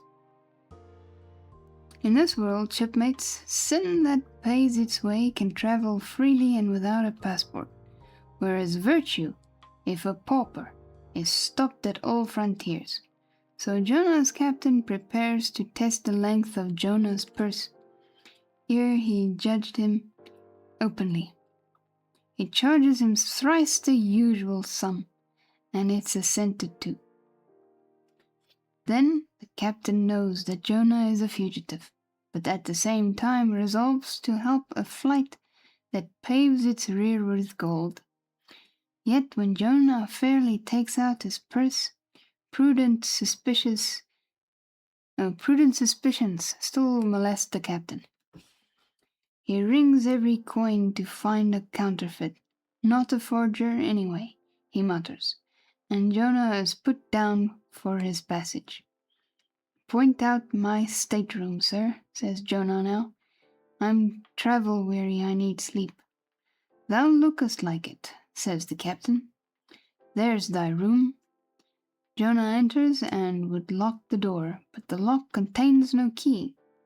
Hearing him foolishly fumbling there, the captain laughs lowly to himself and mutters something about the doors of convict cells being never allowed to be locked within. All dressed and dusty as he is, Jonah throws himself into the berth. Finds the little stateroom ceiling almost resting on his forehead. Wow.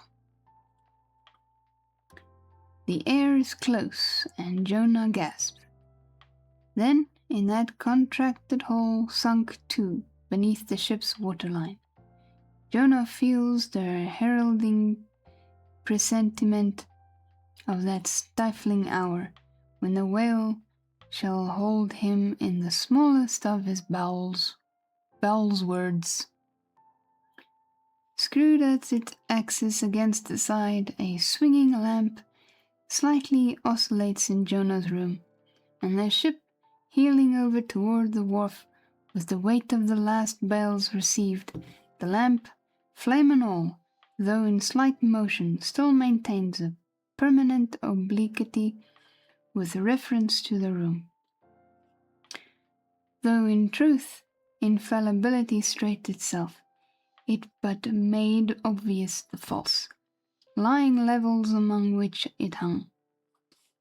The lamp alarms and frightens Jonah, as lying in his berth his tormented eyes roll round the place, and this thus far successful fugitive finds no rest for his restless glance.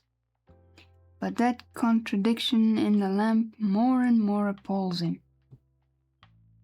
The floor, the ceiling, and the side are all awry. Oh, so my conscience hangs on me, he groans, straight upwards, so it burns, but the chambers of my soul are all in crookedness. Like one who after a night of drunken revelry hies to his bed, still reeling, but with conscience yet pricking him, as the plungings of the Roman racehorse, but as much the more strike his steel tags into him, as one who in that miserable plight still turns and turns in giddy anguish, praying God for annihilation, until the fit be past.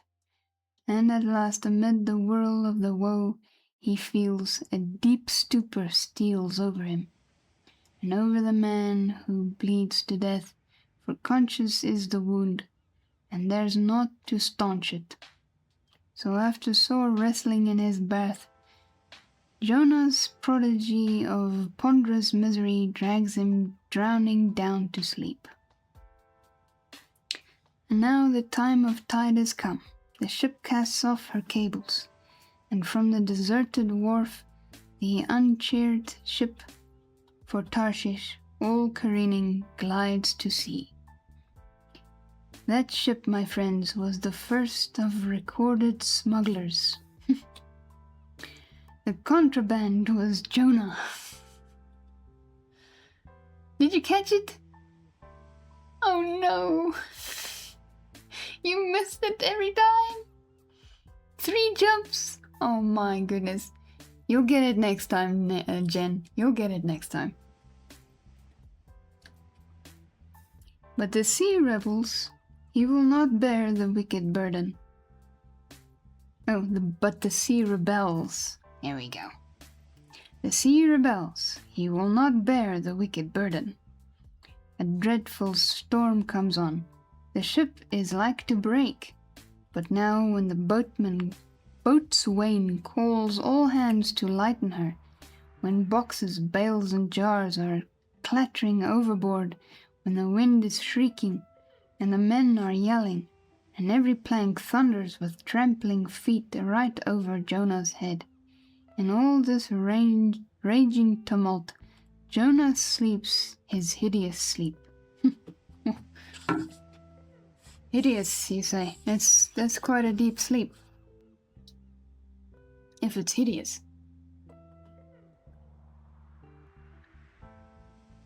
He sees no black sky and raging sea, feels not the reeling timbers, and little hears he or heeds he the far rush of the mighty whale, which even now with open mouth is cleaving the seas after him.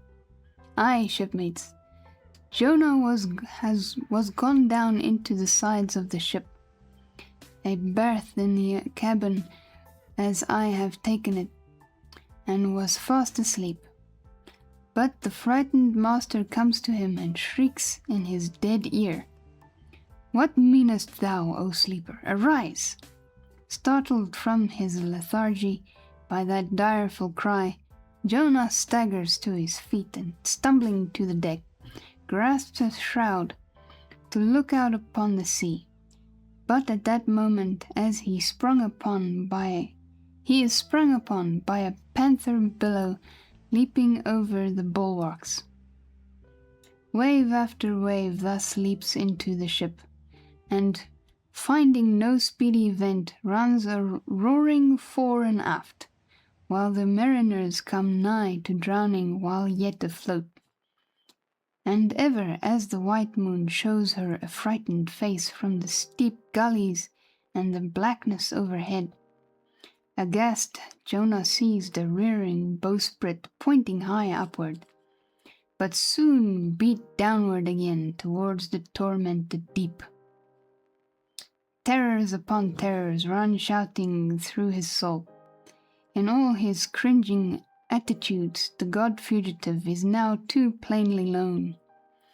The sailors mark him, more and more certain grow their suspicions of them, and at last, fully to test the truth by referring the whole matter to high heaven, they fall to casting lots, to see for whose cause this great tempest was upon them. The lot is Jonah's. That discovered, then how furiously they mob him with their questions. What is thine occupation? Whence comest thou? Thou country? What people? But mark now, my shipmates, the behavior of poor Jonah. The eager mariners but ask him who he is, and where from, whereas why not only receive an answer to those questions, but likewise another answer to a question not put by them. But the unsolicited answer is forced from Jonah by the hard hand of God that is upon him. I am a Hebrew, he cries, and then, I fear the Lord God of heaven, who hath made the sea and the dry land. Fear him, O Jonah. Aye, well mightest thou fear the Lord God then. Straightway he now goes on to make a full confession, whereupon the mariners become more and more appalled, but still are pitiful. For when Jonah, not yet supplicating God for mercy, since he but too well knew the darkness of his deserts, when wretched Jonah cries out to them to take him and cast him forth into the sea, for he knew that for his sake this great tempest was upon them.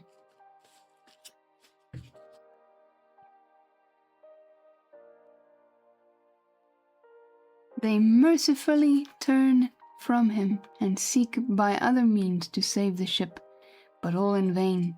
The indignant gale howls louder. Then with one hand raised invokingly to God, with the other they not unreluctantly lay hold of Jonah. And now behold Jonah taken up as an anchor and dropped into the sea, when instantly an oily calmness. When instantly an oily calmness floats out from the east, and the sea is still, as Jonah carries down the gale with him, leaving smooth water behind. He goes down in the whirling heart of such a masterless commotion that he scarce heeds the moment when he drops seething into the yawning jaws awaiting him, and the whale shoots to all his ivory teeth, like so many white bolts upon his prison. Then Jonah prayed unto the Lord out of the fish's belly. But observe his prayer and learn a weighty lesson, for sinful as he is, Jonah does not weep and wail for direct deliverance. He feels that his dreadful punishment is just. He leaves all his deliverance to God, contenting himself with this, that spite all his pains and pangs, he will still look towards his holy temple. And here, shipmates, is true and faithful repentance, not clamorous for pardon, but grateful for punishment. And how pleasing to God was the conduct in Jonah is shown in the eventual deliverance of him from the sea and the whale. Shipmates, I do not place Jonah before you to be copied for his sin, but I do place him before you as a model of repentance. Sin not, but if you do, take heed to repent of it like Jonah. That was quite the sermon.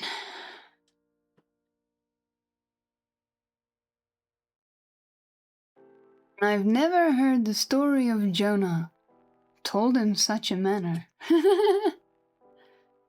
Or read a story in such a manner that was told of Jonah.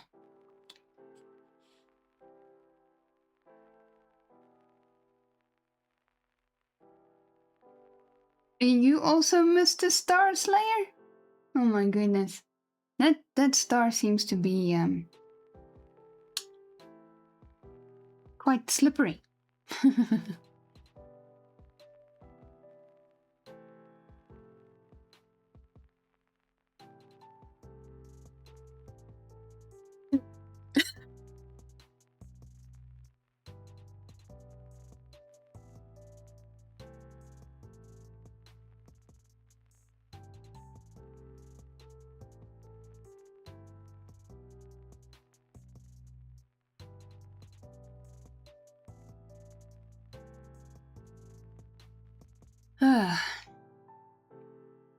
Went down the wrong pipe.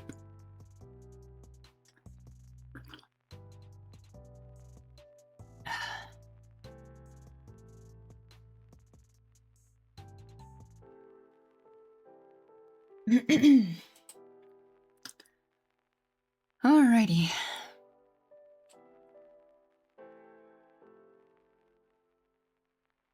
Okay, let's continue. You didn't see a star? Oh, you just wanted to jump? Cool.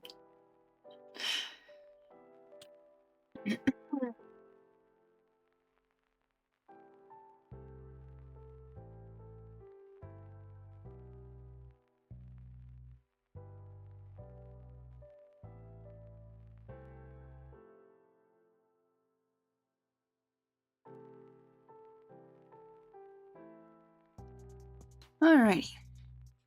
While he was speaking these words, the howling of the shrieking, slanting storm without seemed to add new power to the preacher, who, when describing Jonah's sea storm, seemed tossed by a storm himself. His deep chest heaved as with a ground swell. His tossed arms seemed the warring elements at work, and the thunders that rolled away from off his swarthy brow and the light leaping from his eye made all his simple hearers look on him with a quick fear that was strange to them. There now came a lull in his look, as he silently turned over the leaves of the book once more, and at last, standing motionless, with closed eyes for the moment, seemed communing with God and himself. But again he leaned over towards the people, and bowing his head lowly, with an aspect of the deepest yet manliest humility, he spake these words.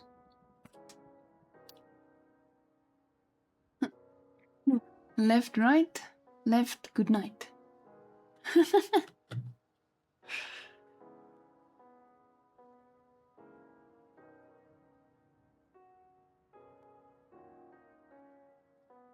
Alrighty, let us go to the other side here, as I'm about to.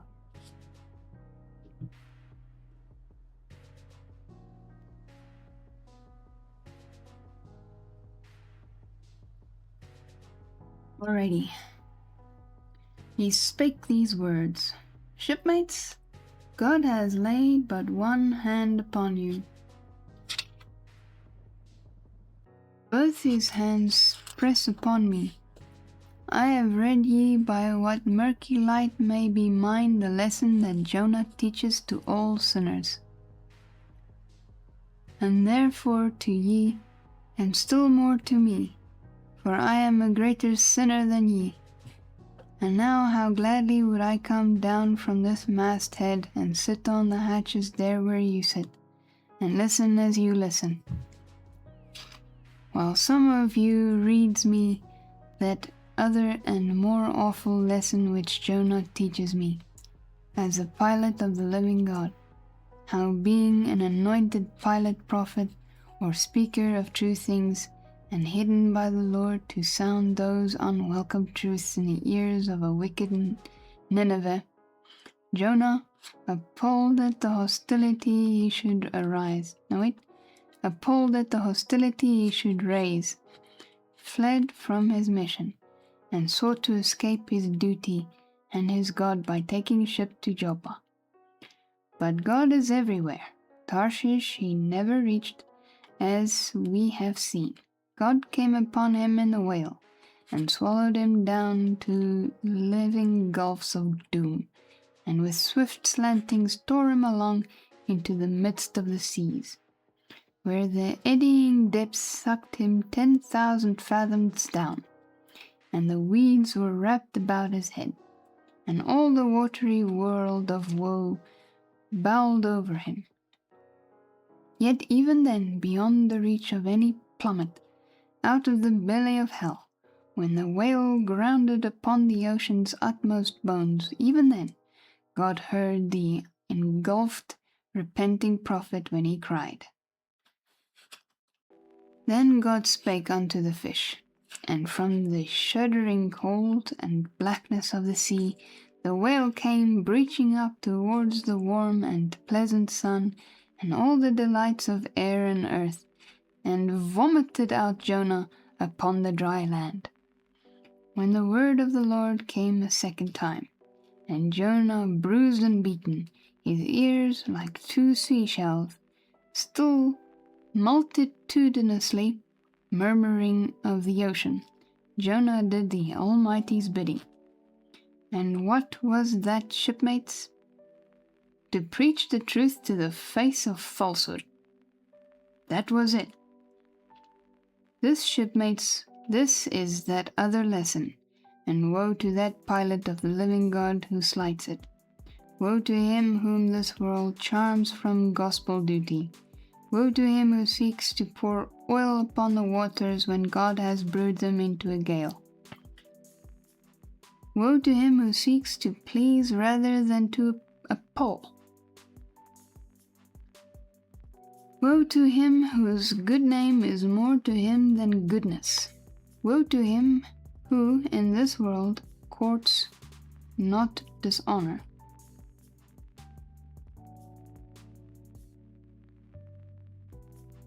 Woe to him who would not be true even though to be false were salvation. Yea, woe to him who, as the great pilot Paul has it, while preaching to others, is himself a castaway. Tactical nuke incoming! Oh my goodness, we are being raided! It's awakening! Thank you for the raid. Welcome in, raiders! Hello, hello! Catherine, hi! Jeepers, been a while. How are you? Oh my! Oh my! Stardew Valley. Nice. How was your stream, Dance? Welcome, welcome. We are busy reading the story of Moby Dick. Okay, so that is what the what is it called again?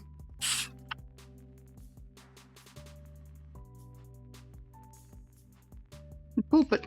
That's what the pulpit looks like. And that's exactly how he subscribed it earlier. Cool.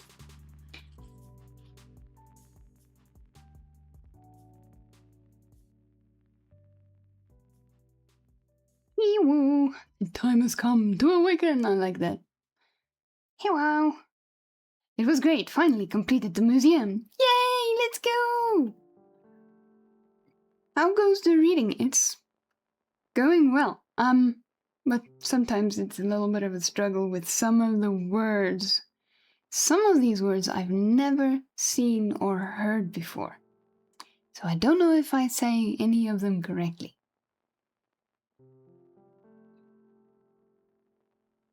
Grab a dictionary and sit a while. Yes.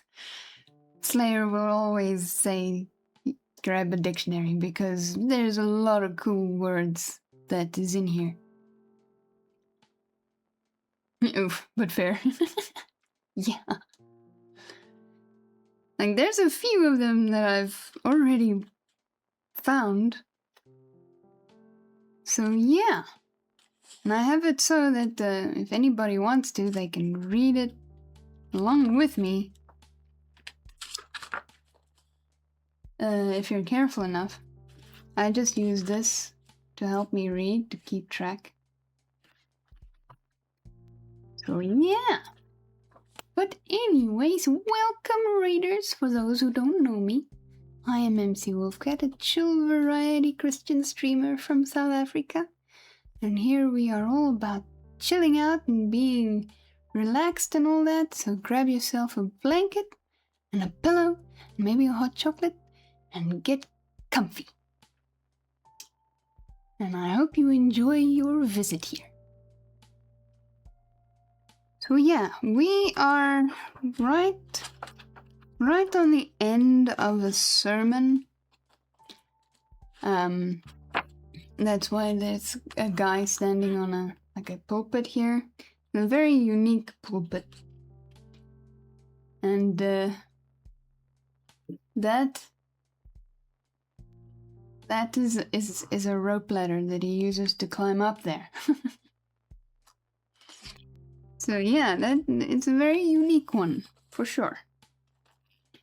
A modicum of knowledge. Indeeds.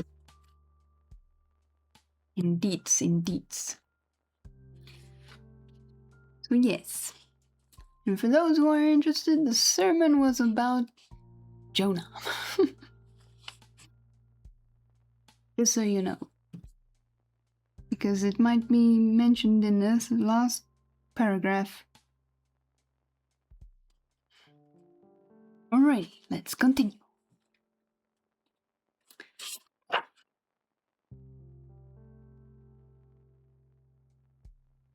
He dropped and fell away from himself for a moment, then lifting his face to them again, showed a deep joy in his eyes, as he cried out with a heavenly enthusiasm. This is now the preacher. Fruit acquired, is it an apple? But, oh, shipmates, on the starboard hand of every woe there is a sure delight, and higher the top of that delight than the bottom of the woe is deep. Thunderbird, hello, welcome in. Thank you for the lurk. I hope you enjoy your lurk.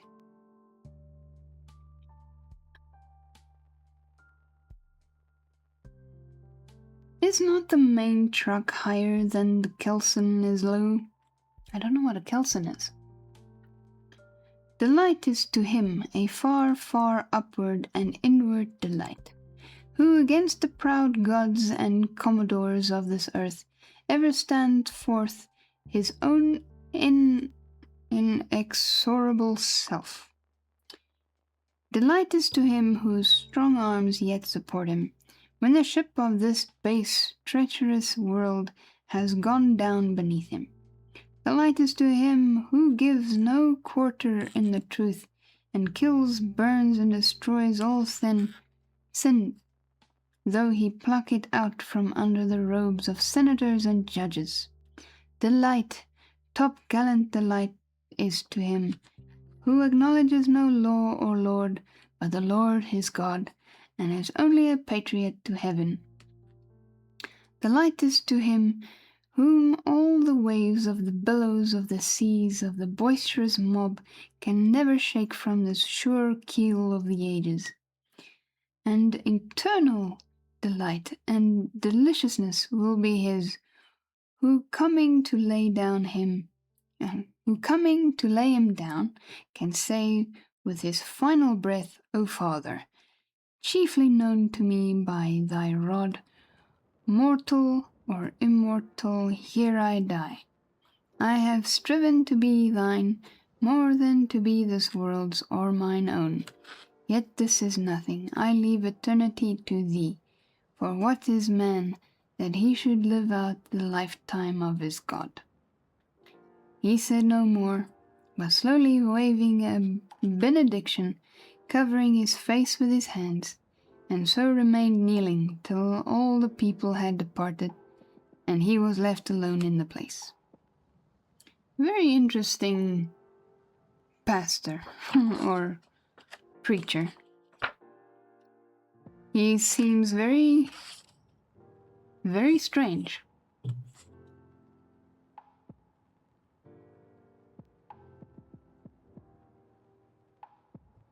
Noun, kelson, a centerline structure running the length of a ship and fastening the transverse members of the floor to the keel below. Ah. Okay.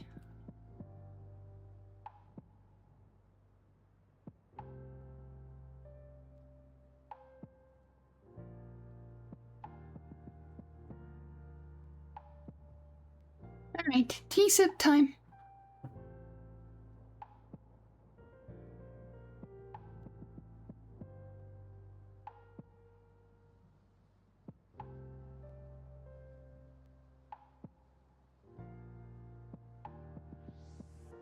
And also posture check, because I am the queen of shrimps.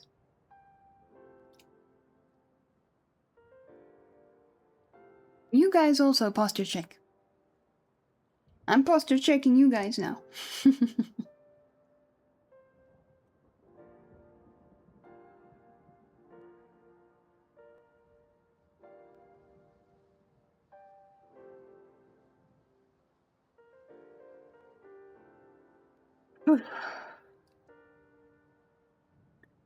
Jeepers, is that chapter 10 already?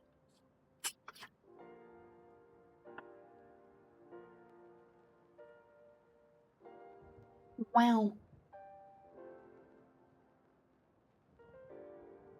Let's see.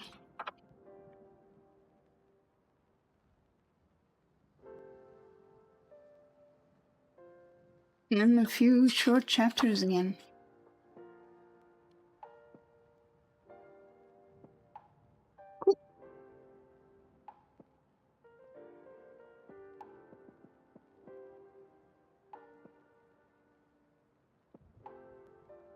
Yay! Chapter 10. A Bosom Friend. Returning to the Spouter Inn from the chapel, I found Queequeg there quite alone.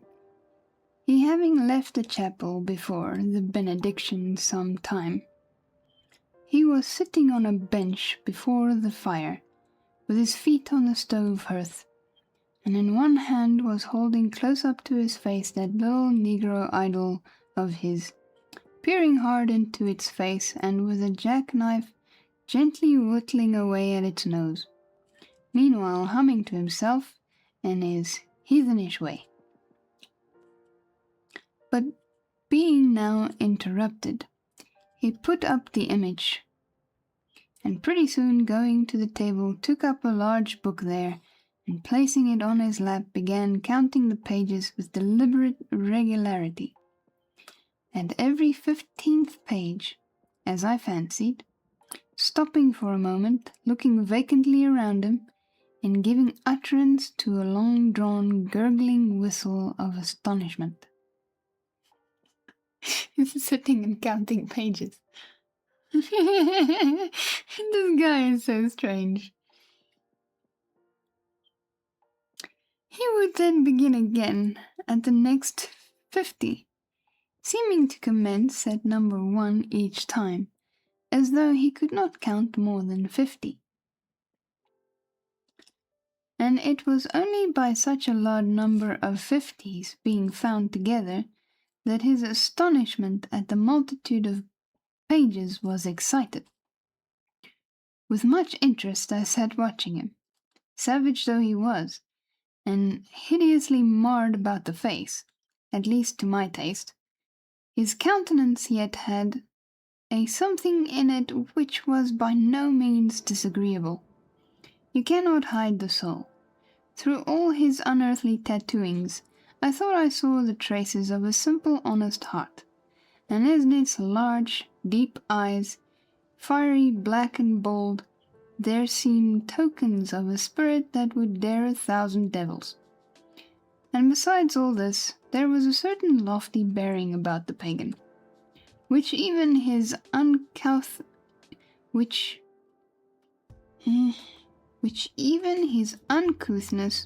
could not altogether maim. He looked like a man who had never cringed and never had a creditor. Whether it was, too, that his head being shaved, his forehead was drawn out in freer and brighter relief, and looked more expansive than it otherwise would. But I will not venture to decide. Or this I will not venture to decide.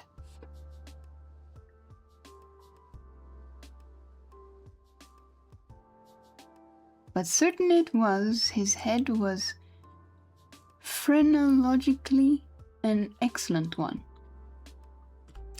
It may seem ridiculous, but it reminded me of General Washington's head, as seen in the popular busts of him. It had the same long, irregularly graded, retreating slope from above the brows, which were likewise very projecting like two long promontories, thickly wooded on top. Queequeg was George Washington, cannibalistically developed. My goodness. Okay. This guy. He has the strangest...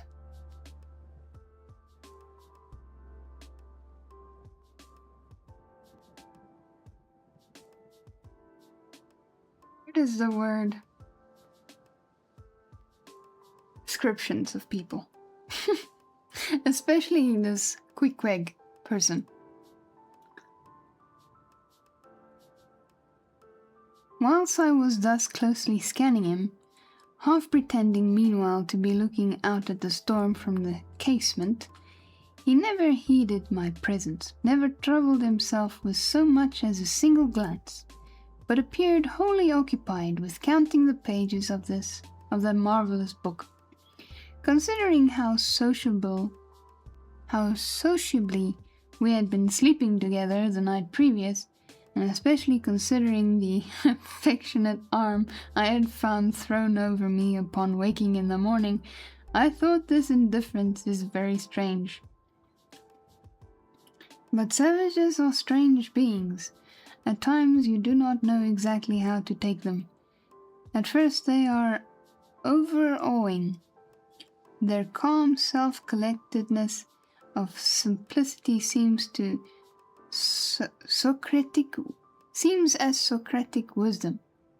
I had noticed also that Queequeg never consorted at all, or but very little, with the other seamen in the inn. He made no advances whatever, appeared to have no desire to enlarge the circle of his acquaintances. All this struck me as mighty singular, yet upon second thoughts there was something almost sublime in it.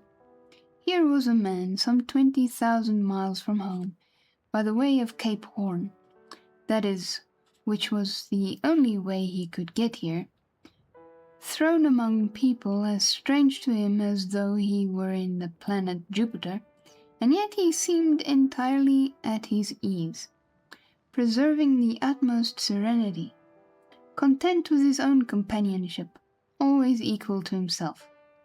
Surely this was a touch of fine philosophy, though no doubt he had never heard there was such a thing as that. But perhaps, to be true philosophers, we mortals should not be conscious of so living or so striving. So soon as I hear that such a man gives himself out for a philosopher, I conclude that, like the dyspeptic old woman who must have broken his digester.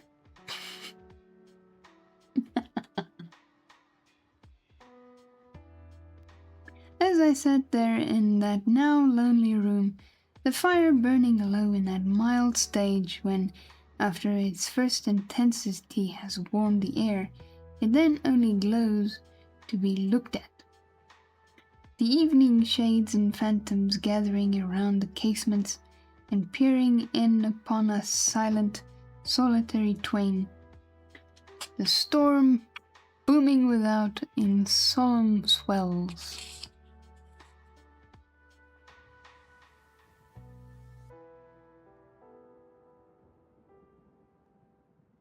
I began to be sensible of strange feelings. I felt a melting in me. No more my splintering heart and maddening hand were turned against the wolfish world. The soothing savage had redeemed it. Anyway, there he sat, his very indifference speaking a nature in which there lurked no civilized hypocrisies and bland deceits. Wild he was, a very sight of sights to see. Yet I began to feel myself mysteriously drawn towards him. and those same things that would have repelled most others, they were the very magnets that thus drew me. I'll try a pagan friend, thought I, since Christian kindness has proved but hollow courtesy. I drew my bench near him and made some friendly signs and hints, doing my best to talk with him meanwhile. At first he little noticed these advances, but presently, upon my referring to his last night's hospitalities, he made out to ask me whether we again to be bedfellows. I told him yes, whereat I thought he looked pleased, perhaps a little complimented. Complimented.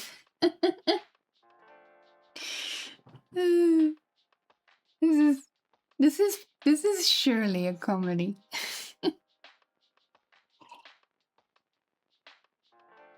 Oh, taking a sip break just in time for the adverts.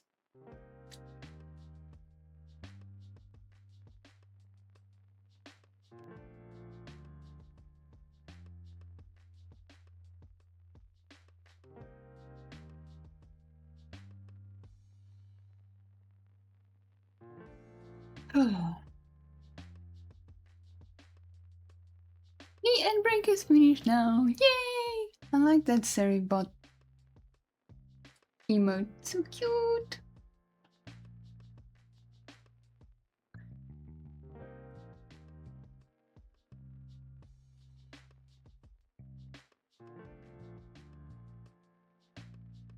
We then turned over the book together, and I endeavored to explain to him the purpose of the printing and the meaning of the few pictures that were in it.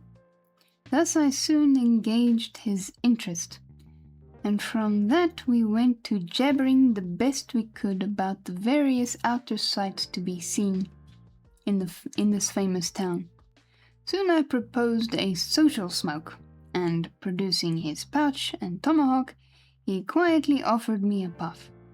And then we sat exchanging puffs from that wild pipe of his, and keeping it regularly passing between us. I don't think that's a good idea.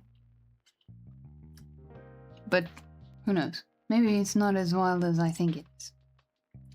If there yet lurked any ice of indifference towards me in the pagan's breast, this pleasant, genial smoke we had soon thawed it out and left us cronies. Bestest buds.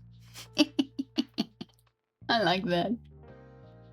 He seemed to take to me quite as naturally and unbidingly as I to him, and when our smoke was over, he pressed his forehead against mine, clasped me around the waist, and said that henceforth we are married. Oh no. Oh, I thought it was a bad idea.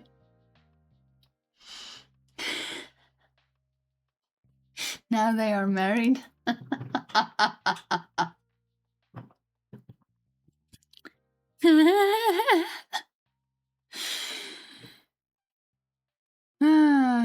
Meaning in this country's phrase that we were bosom friends. Okay.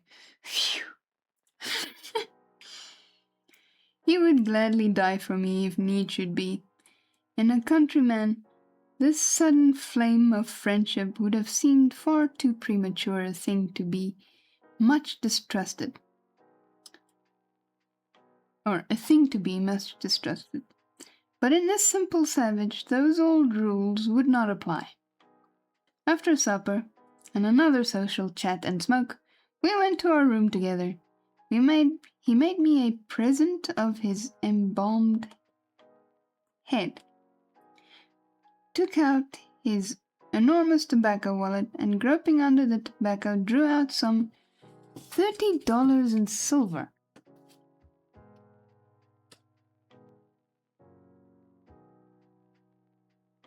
Then, spreading them on the table and mechanically dividing them into 2 equal portions, pushed one of them towards me and said it was mine.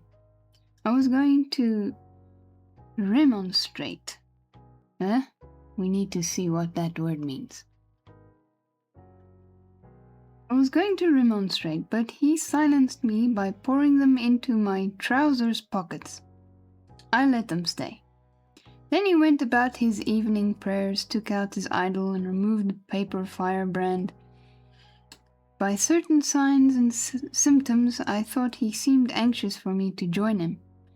But well knowing what was to follow, I deliberated a moment whether, in case he invited me, I would comply or otherwise. I was a good Christian, born and bred in the bosom of the infallible Presbyterian Church. How then could I unite with this wild idolater in worshipping his piece of wood? But what is worship, thought I? Do you suppose now, Ishmael, that the magnanimous God of heaven and earth, pagans and all included, could possibly be jealous of an insignificant bit of black wood? Impossible. But what is worship? To do the will of God, that is worship. And what is the will of God? To do to my fellow man what I would have my fellow man do to me. That is the will of God. Now Queequeg is my fellow man, and what do I wish that this Queequeg would do to me? Why, unite with me in my particular Presbyterian form of worship. Consequently, I must then unite with him in his. Ergo, I must turn idolater. Oh my! No.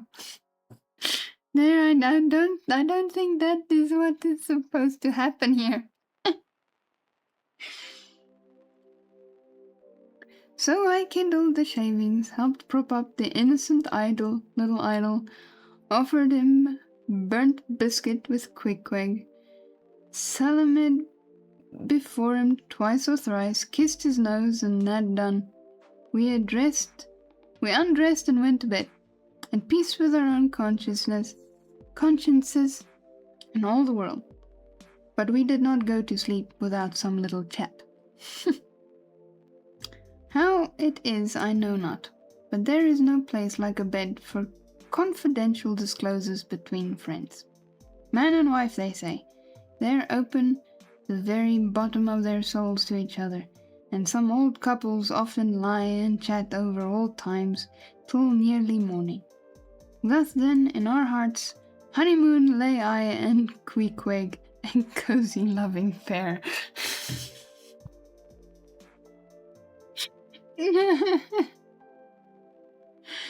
Oh my word. This guy. So weird.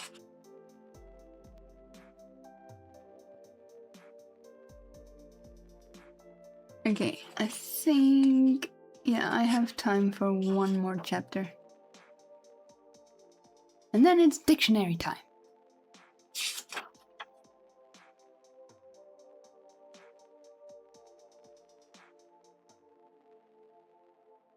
Chapter 11. Nightgown. We had lain thus in bed, chatting and napping at short intervals, and Queequeg now and then affectionately throwing his brown tattooed legs over mine, and then drawing them back. So entirely sociable and free and easy were we, when at last, by reason of our confabulations, what little nappishness remained in us altogether departed, and we felt like getting up again, though daybreak was yet some way down the future. That's one way of saying that. Yes, we became very wakeful, so much so that our recumbent position began to grow wearisome, and by little and little we found ourselves sitting up, the clothes well tucked around us, leaning against the headboard, with our 4 knees drawn up close together, and our 2 noses bending over them, as if our knee pans were warming pans. We felt very nice and snug, and more so nice it was so chilly out of doors. Indeed, out of bedclothes too, seeing that there was no fire in the room. The more so, I say, because truly to enjoy bodily warmth, some small part of you must be cold. For there is no quality in this world that is not what it is merely by contrast. Nothing exists in itself. If you flatter yourself that you are all over comfortable and have been so a long time, then you cannot be said to be comfortable anymore.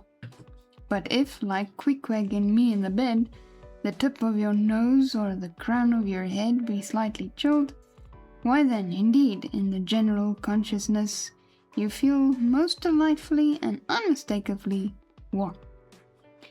For this reason, a sleeping apartment should never be furnished with a fire, which is one of the luxurious discomforts of the rich. For the height of this sort of deliciousness is to have nothing but the blankets between you and your snugness and the cold of the outer air. Then there you lie like the one warm spark in the heart of an Arctic crystal.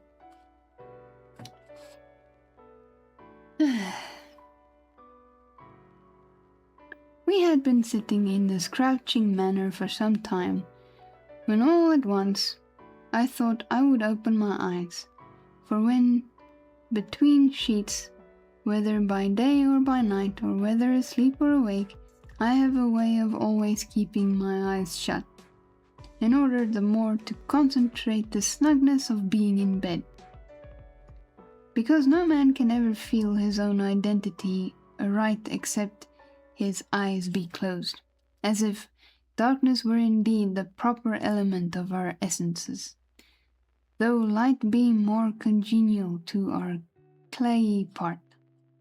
Upon opening my eyes then, and coming out of my own pleasant and self-created darkness into the opposed and coarse outer gloom of the unilluminated 12 o'clock at night, I experienced a disagreeable revulsion.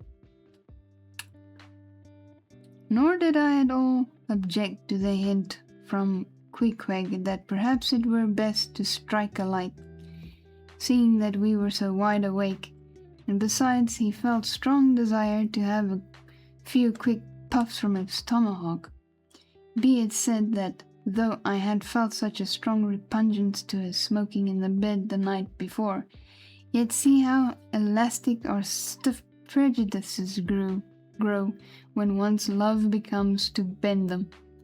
For now I liked nothing better than to have Queequeg smoking by me even in bed, because he seemed to be full of such serene household joy then.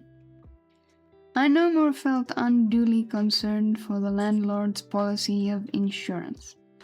I was only alive to the condensed confidential comfortableness of sharing a pipe and a blanket with a real friend. With our shaggy jackets drawn about our shoulders, we now passed a tomahawk from one to the other, till slowly there grew over us a blue hanging tester of smoke, illuminated by the flame of the new lit lamp. Whether it was that this undulating tester rolled the savage away to far distant scenes, I know not.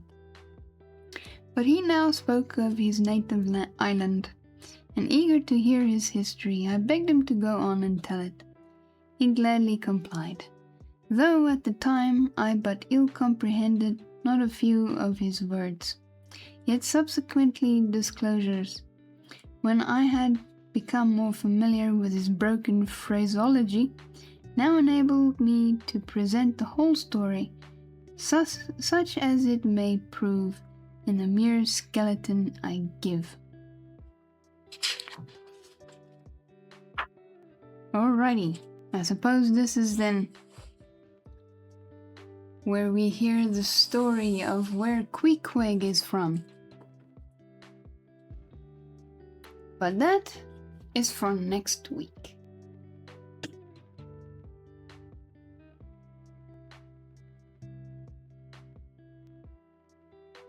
Here we go. Alrighty, let us go back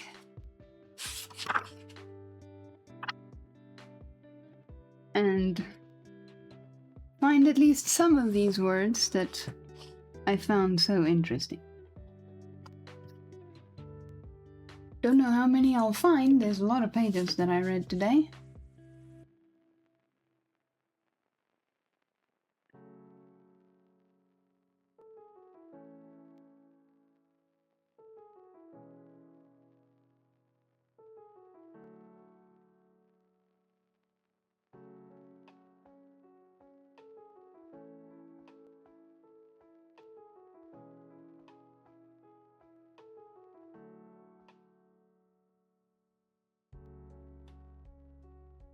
I think it might be easier if I use this.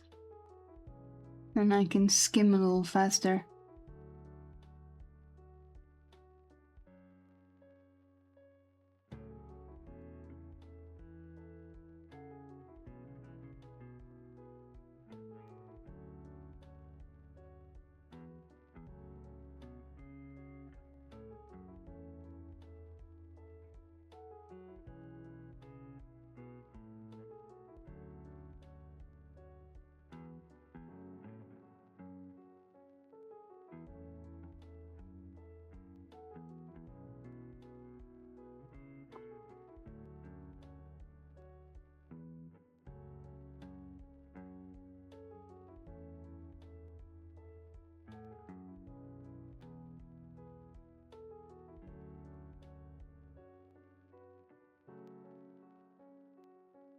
Here's one.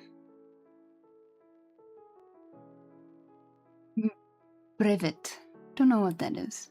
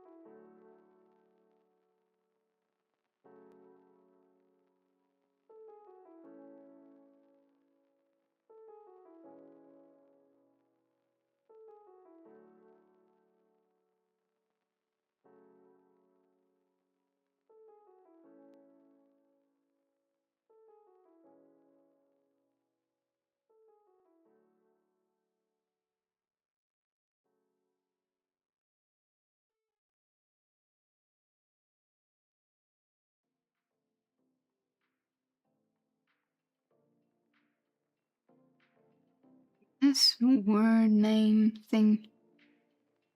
I'm also going to Aaron Bracing. It is definitely not English, I don't think.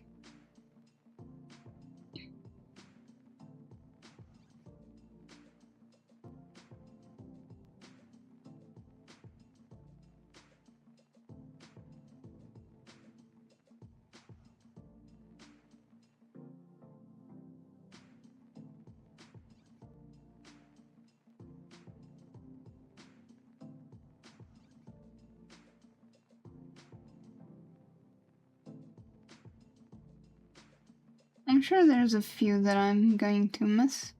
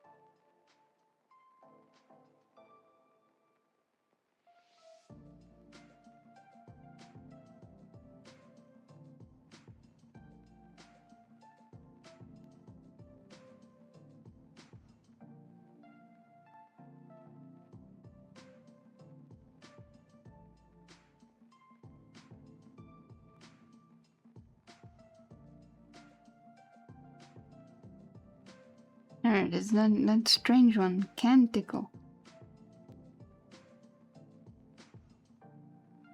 What a noble thing is that canticle in the fish's belly. What the heck is a canticle?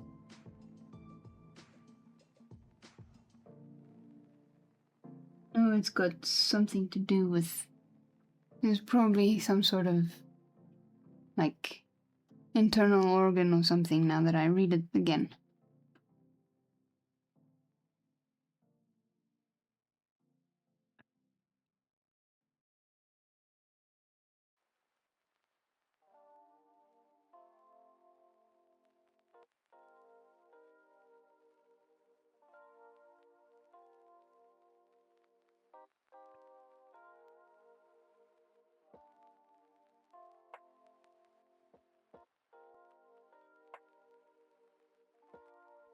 Flout. What is a flout?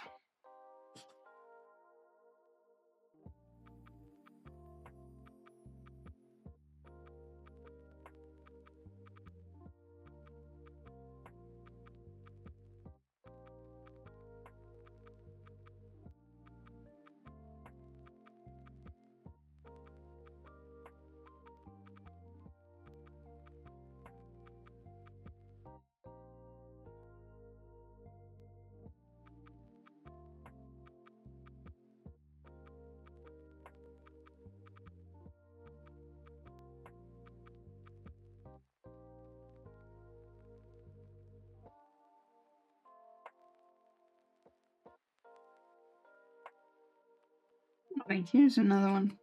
Parricide. Is that like a parasite? But spelt parricide?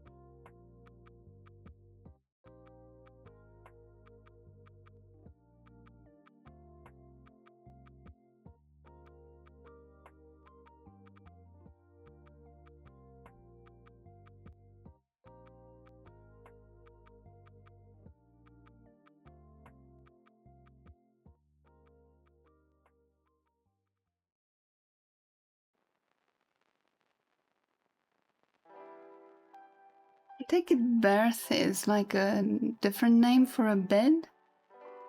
I've always assumed this, never looked up the word, so I'm gonna write that one down as well. Read it so many times, but never looked it up.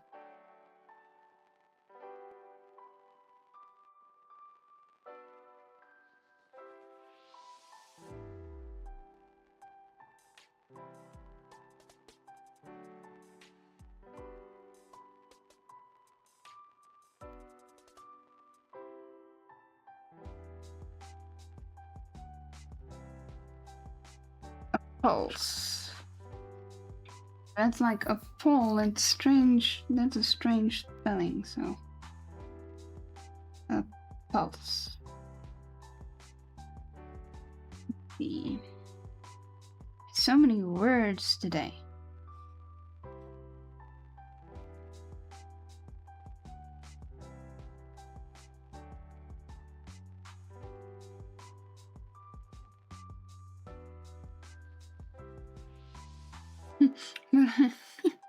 But I like this one.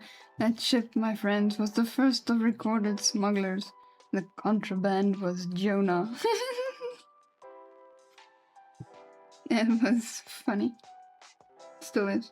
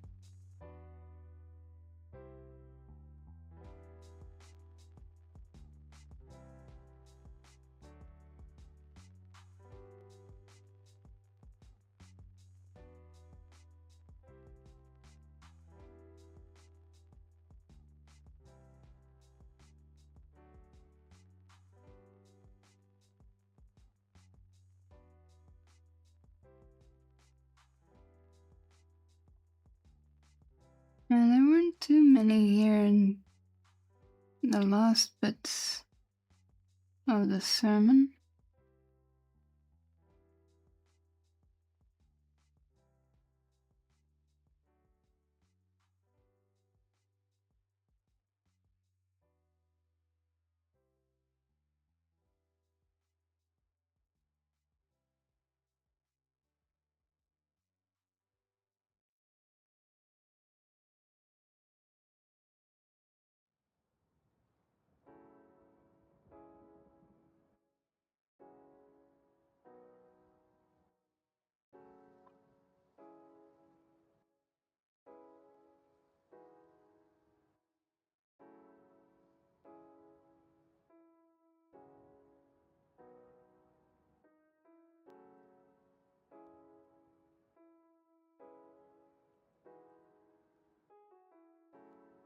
Benediction. That was the other one I was wondering about.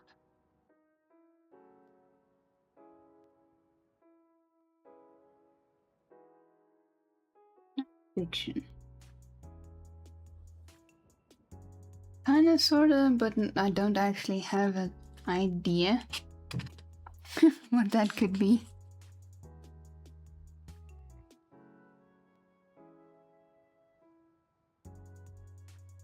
Don't think there was anything here.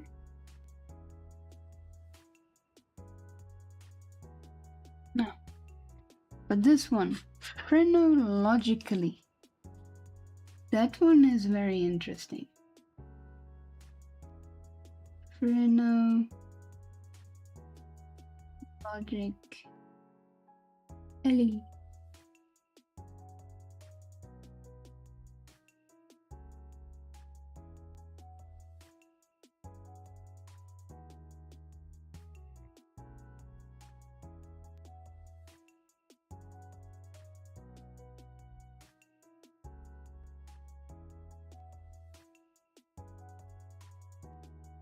And dyspeptic. What does that word mean?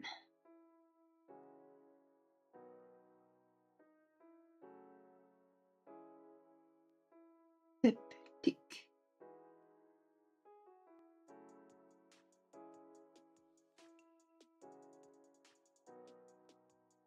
Got a lot of good words here. Many more than the last time we read. I don't think I was so thorough last time either. I may have missed quite a few.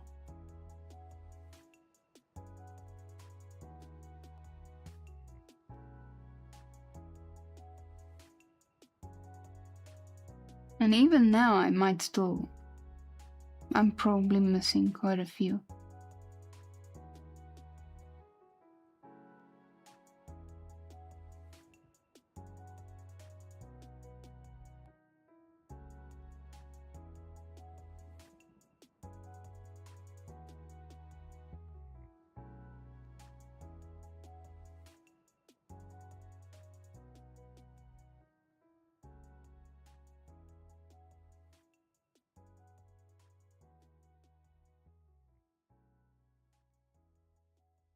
Government.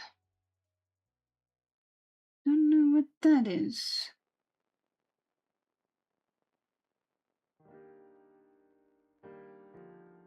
Is that like bowing or something?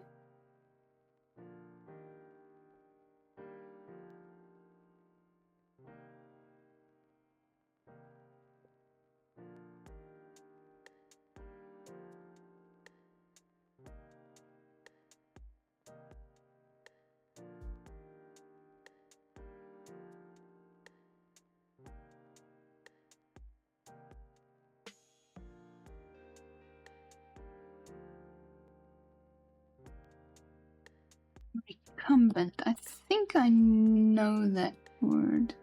I used to know what it meant.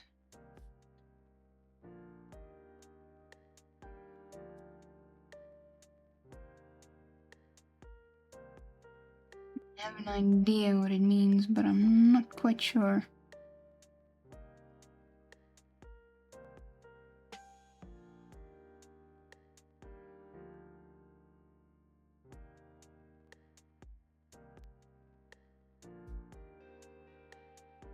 Clay.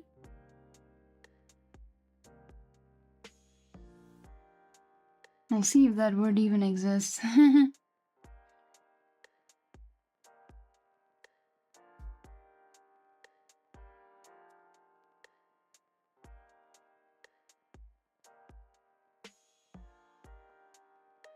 I know there are a few words that I missed.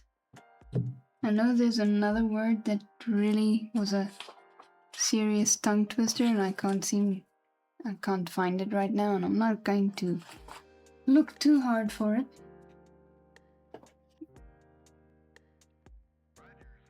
Look at that beautiful book. Never thought I would actually read this book. And I definitely never thought I would read it online. It's always been something I wanted to do. Never thought anybody was interested. I'm glad that there are some people that is interested in listening to somebody really struggle to say really old language words.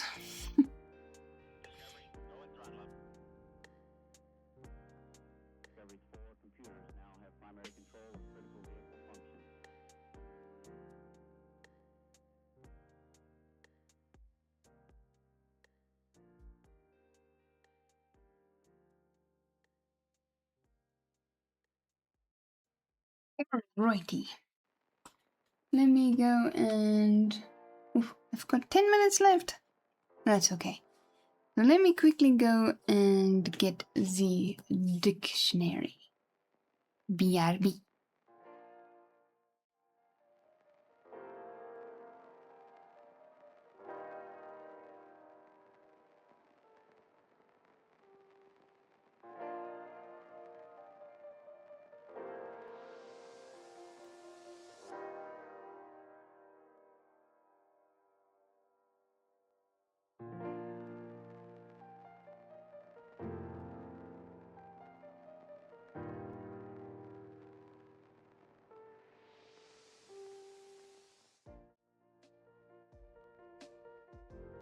There we go.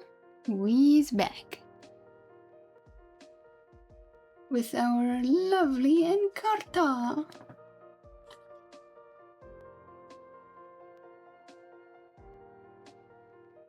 We have today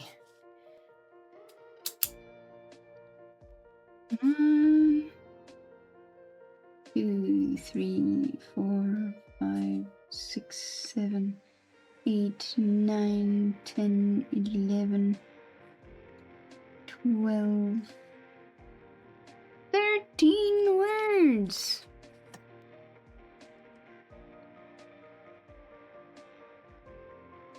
Alrighty. Let us see what some of these words mean. Okay, we go to AP.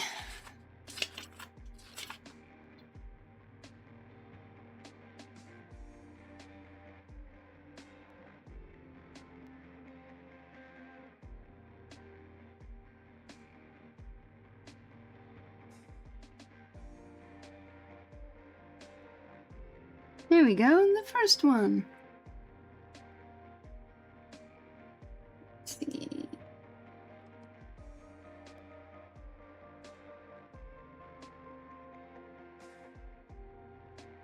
There we go. There it is. Appall. Appalls, appalling, appalled. To make somebody feel shock, horror, or disgust. Yeah, I know it different.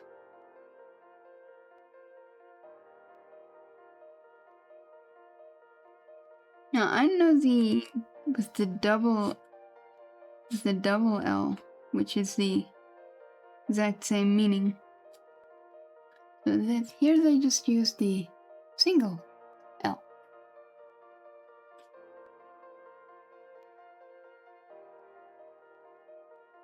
Okay. So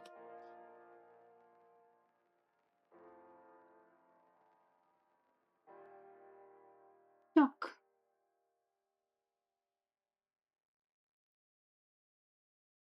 discussed. Cool. Alright, and then we go to B.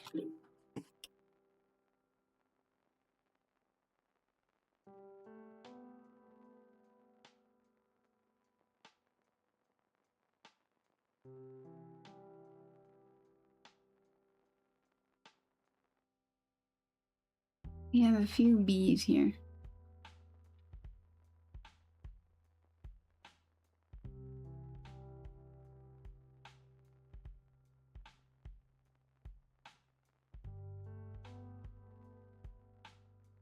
But fact.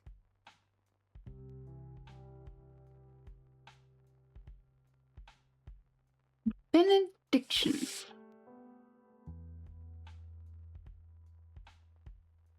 There it is. Expression of approval. Or 2. Prayer asking for God's blessing. A prayer asking for God's blessing usually at the end of a Christian service. Okay. Uh-huh. Benediction, Catholic devotional service. In the Roman Catholic Church, devotional service during which the congregation is blessed with the host. Blessedness, the state of being blessed.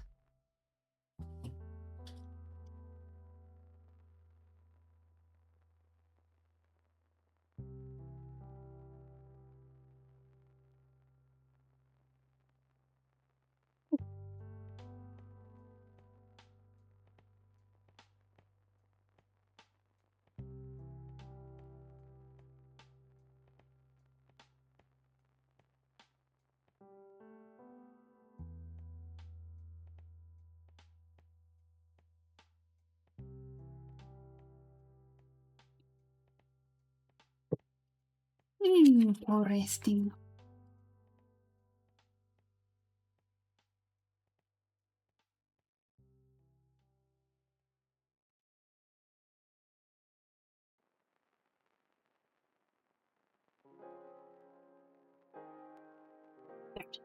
There we go.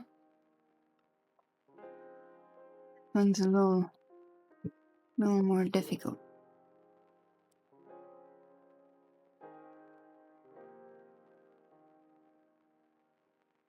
Yeah. Berth. Bed on a ship or train. A bed usually built in on a ship or a train. The other one is dock for a ship. A place usually alongside a quay or dock where a ship ties up or anchors.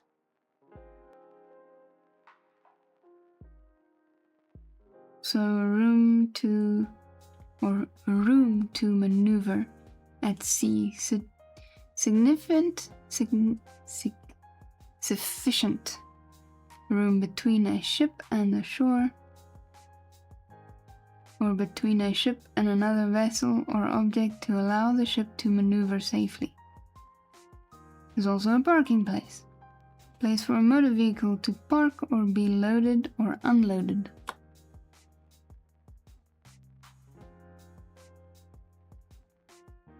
And it's also a job, apparently.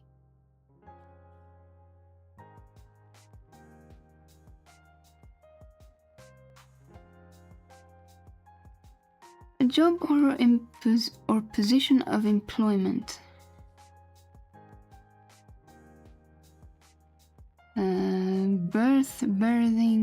Birthed. Dock a ship. To dock a ship or moor a vessel, to be docked or moored. Assign mooring to vessel. To assign a vessel to a place to dock or moor.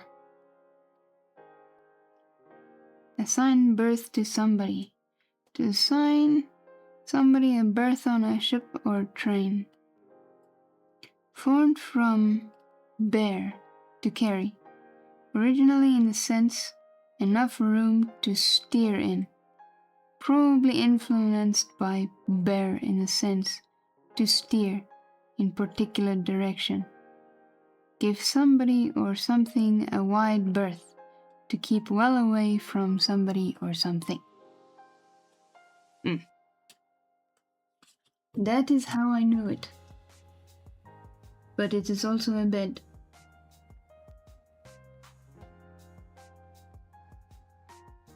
Cool. And our last one in the B department, brevet. I don't know what a brevet is.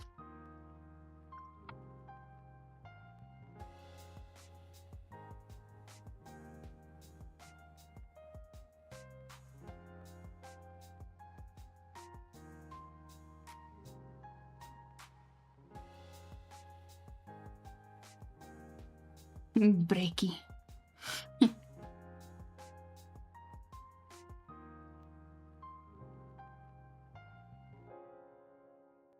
Found it.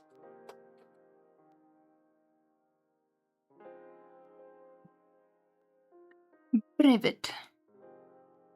Military promotion.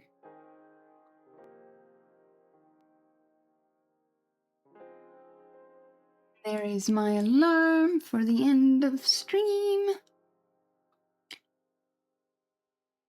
Military promotion. A temporary promotion of a military officer without an increase in pay. Brevet, brevets, brevetting, vetted or so on. Promoted in rank but not pay. Promote a military officer by brevet. From French, literally a little letter. From Old French, brief letter. The modern meaning evolved from the easier sense of official letter. Huh.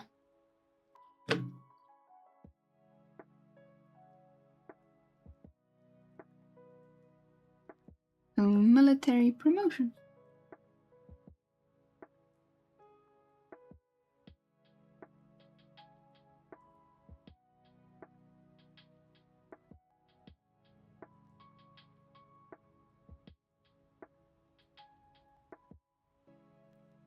Okay, and now we go to C.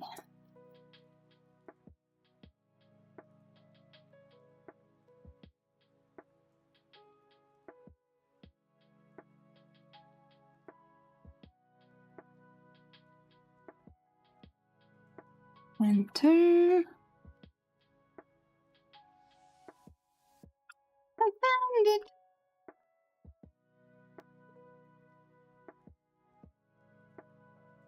Canticle.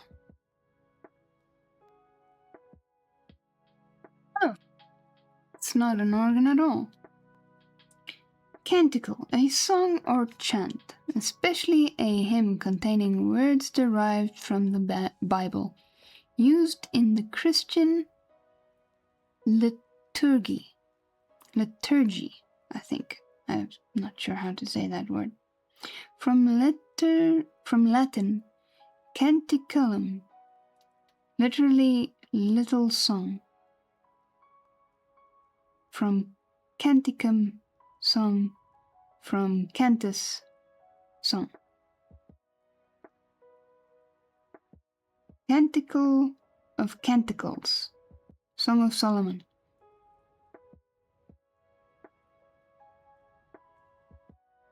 Well, now, that was a twist I didn't see coming. Canticle? That is an interesting word.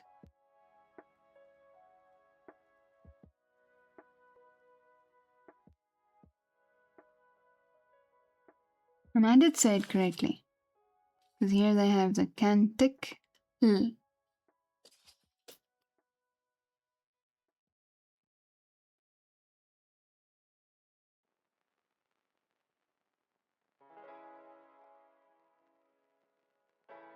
say him.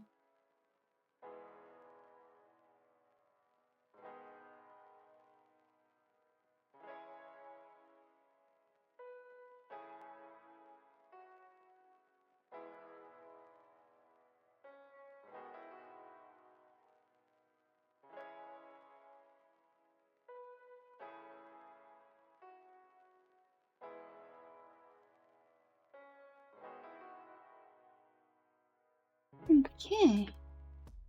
We are learning new words.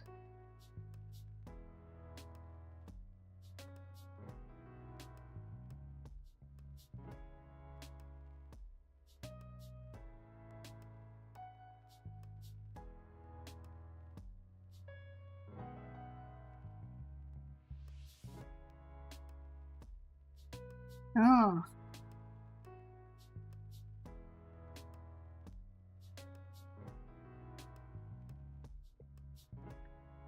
Clay. Obviously, we know it's some type of fine soil, modeling substance, earth, human body and its basic constituents. The physical body of a human being, particularly the matter of which it is composed. From clay we are made. And there's clay pigeon. Old English clegg, ultimately from an Indo-European word that is also the ancestor of English clammy, climbed, climb, and glue. And then here it says clayey. Is it an adjective or something?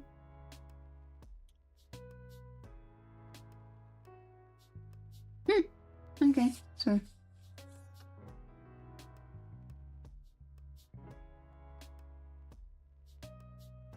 it's an interesting way to use that word.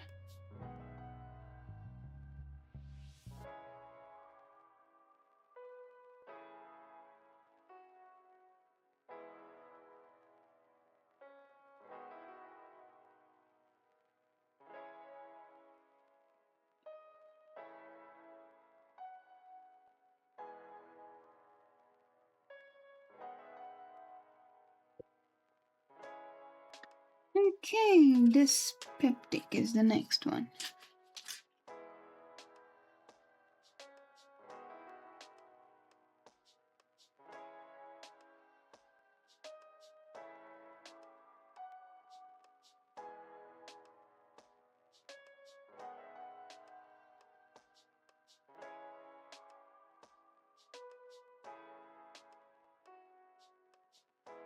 They're all in this far corner here now. Okay. Dyspeptic. Having indigestion. Bad-tempered. Okay, so you're either having indigestion or you're bad-tempered. From Greek, dyspeptos, literally difficult of digestion. From peptin, to cook, digest. Cool. It's a very interesting way to describe some people.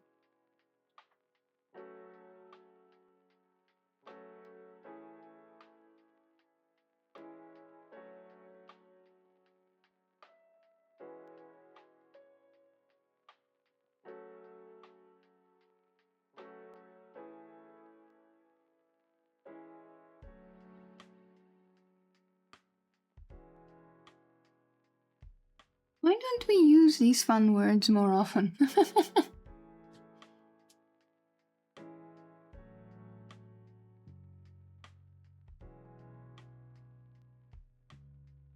Alright, let's see. Will I be able to find that other one? Because it looks more like a name.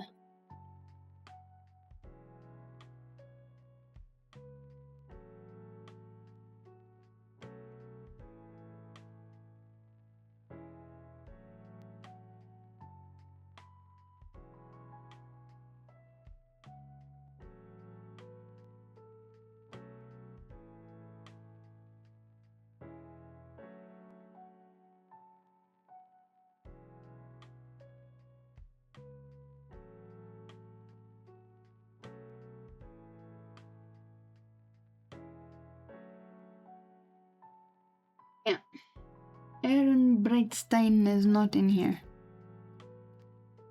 Is Erlich? That's quite the name. Right, so that one we will have to Google. Yeah.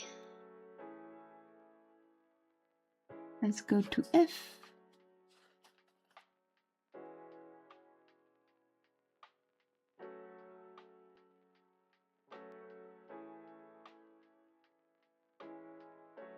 Flouts. Let's see what flouts mean. Flouting.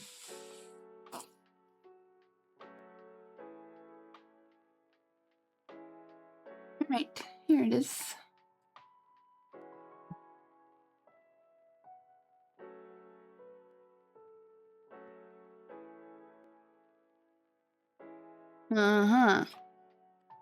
Flout. To show contempt for a law or convention by openly disobeying or defying it. Mid-16th century, origin unknown, perhaps from an earlier word meaning to play the flute, as if in mockery.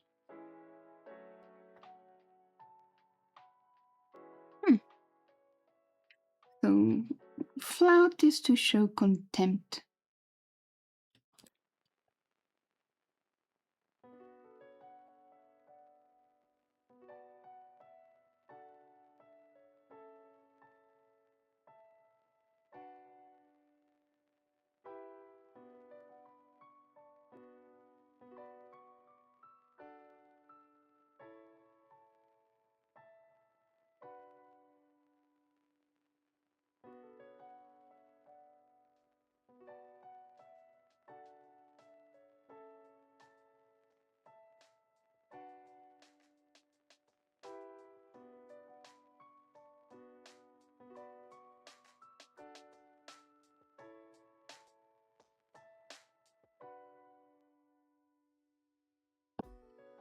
Okay, now next is P.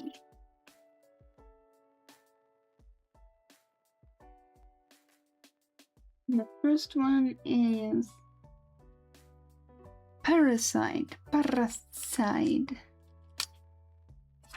And it's got two R's.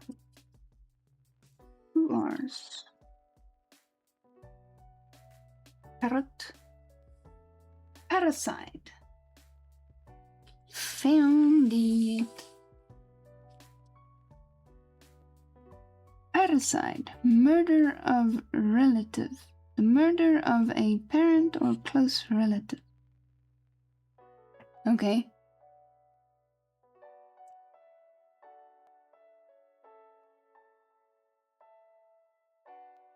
Somebody who murders a parent or close relative.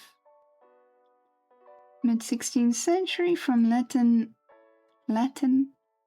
parricidium, kinslaying, and parricida, kinslayer, which were both formed from assumed pari, relative, of unknown origin. Parricidal. Wow. Almost. I still have 2 more words to look up.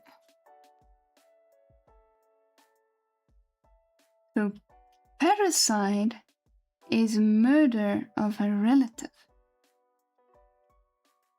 I think I've heard this word before somewhere, and it was used in one of these like medical or not medical, like these crime investigation stories.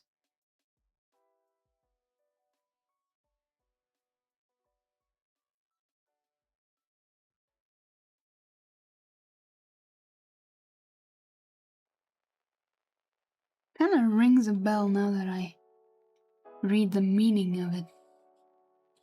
Alright, so now we still have phrenologically left. Okay, wait, it's 3 more words. Phrenologically, Thalamed, and recumbent.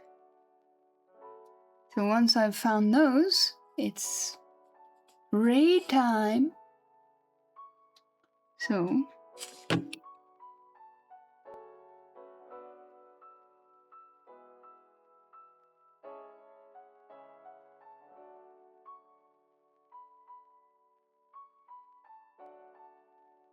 oops, sorry.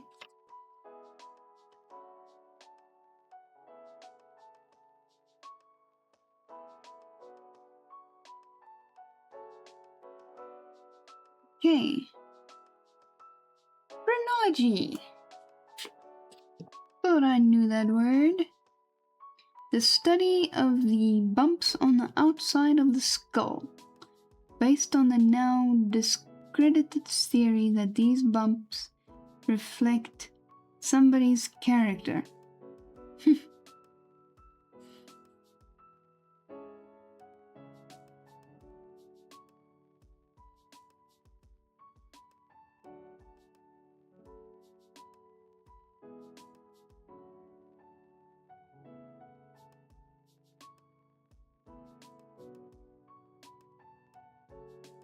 Cool.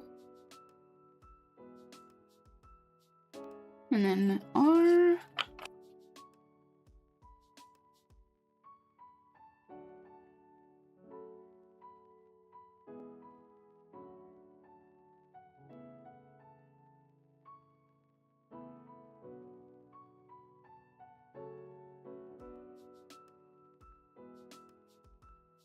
There we go.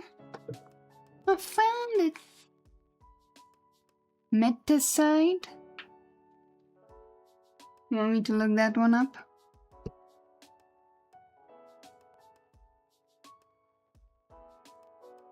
Recumbent. Lying. Lying back or lying down. A colossal recumbent statue. Resting or leaning. Used to describe a plant or animal part that rests or leans against something else. Horizontal. Used to describe a fold whose axis is more or less horizontal. 18th century, from Latin recumbre, to lie back. From cumbre, to lie down. Recumbent, recumbently. I'm gonna go with resting.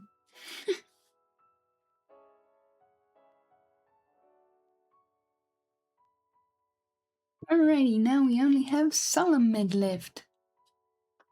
It was dismissed as quackery years ago.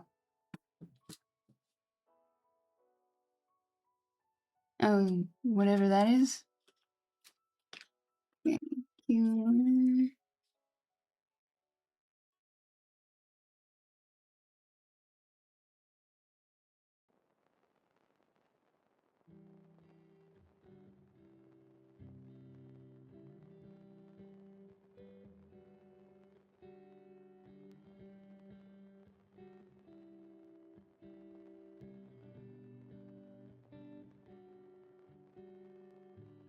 We do not have Salamed.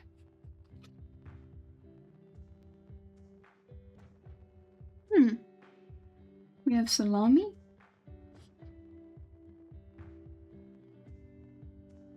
But not salamed. We have salamander. Salam. Okay, so there is 2 words that is not in this book.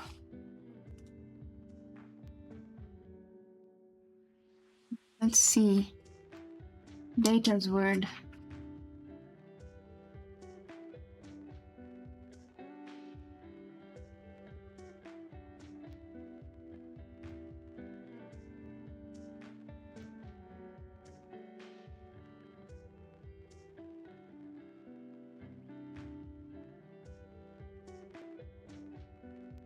Not in here either.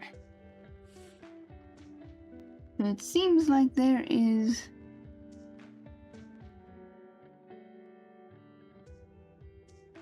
some words or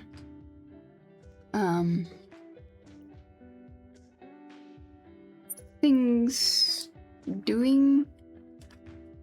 What's the activity words, I guess? It seems like there might be some activity words that's not in here. But that's okay. We have learned many a new word.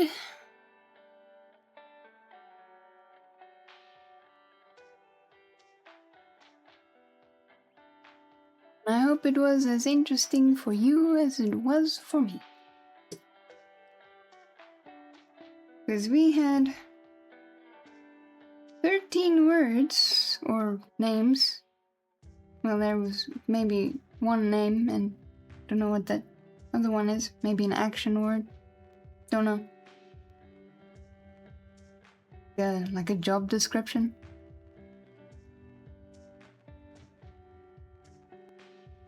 Your spelling is awful. Yeah, I thought maybe it was a misspelling, but I don't know what else. I didn't see anything else that could closely match that. So, we shall ask Professor Google.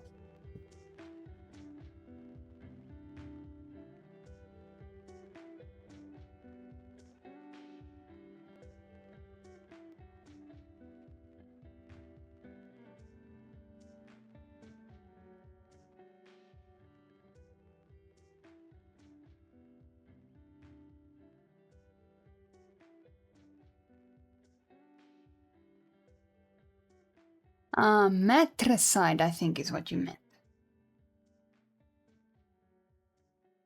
This one. Let us get the one. Here we go. I think this is what you meant. The act of killing one's mother.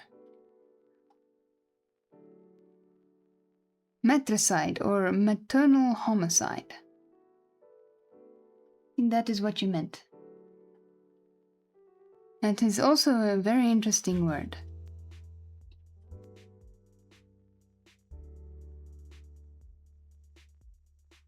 Let's see. Salamed. Is there gonna be such a word?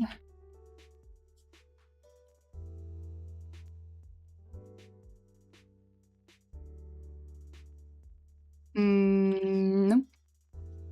I saw some other salamence. What's that?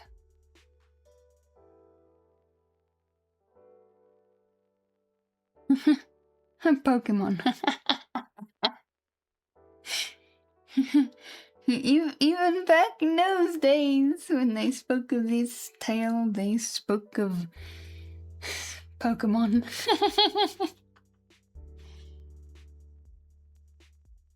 Right, let's see.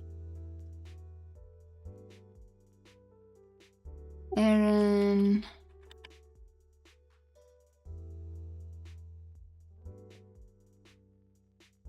Brightstein. There it is, it's a name.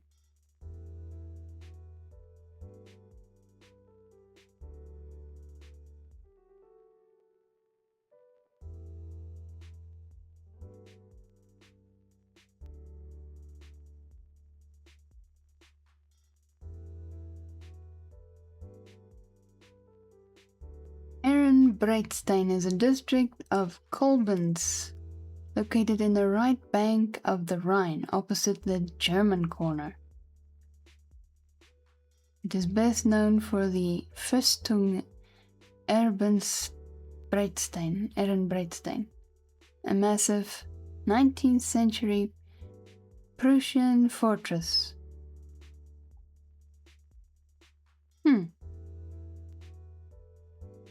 Let's see, and we've got one here from meaning. Let's see what that.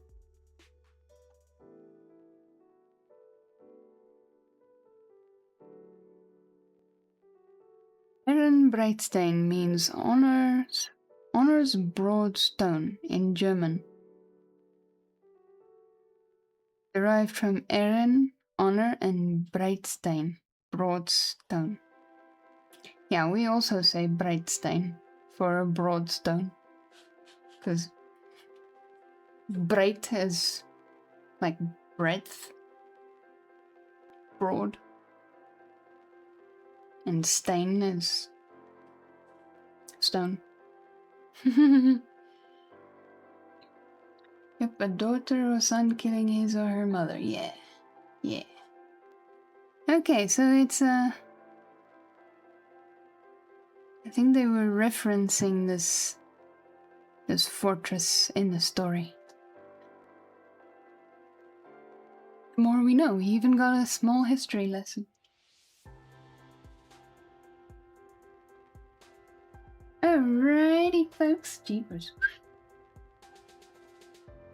24 minutes past the goodbye time. But it's okay. We were learning stuff. Let's see who we shall raid.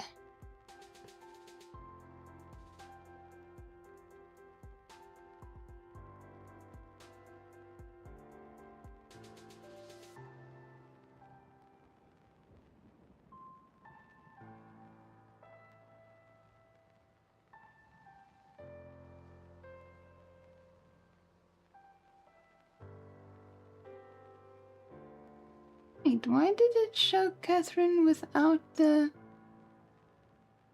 VIP badge? She is a VIP. I'm gonna have to fix that.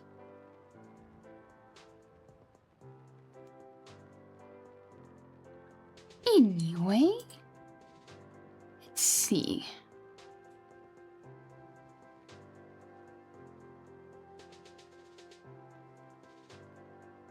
Oh, Astral is back to streaming again. He's doing Star Rapture. And Claudius Tyro, aka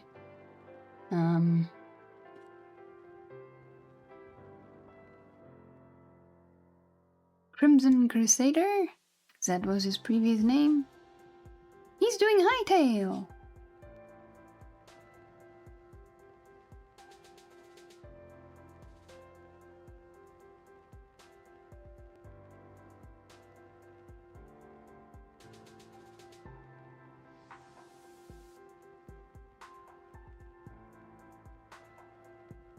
Here's another person. I haven't really checked him out all that much. Oh wait, I can't because Twitch is broken for me.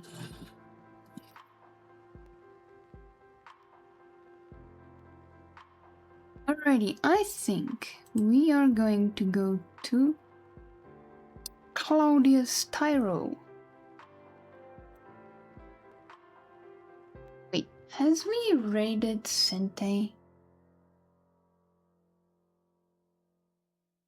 I think we did. I think that was yesterday, wasn't it?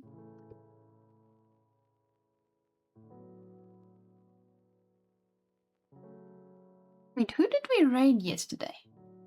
I seriously need to write this stuff down.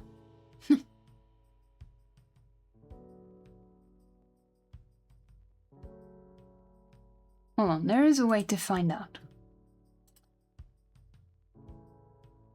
There is a way to find out.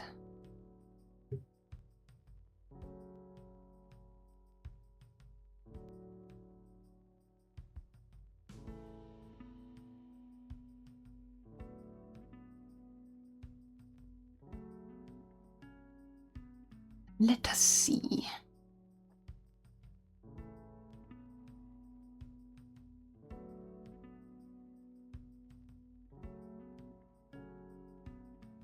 Oh, it was Sugar Chapeau that we raided to yesterday.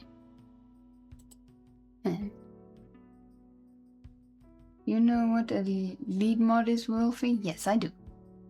Twitch launched that new mod type recently.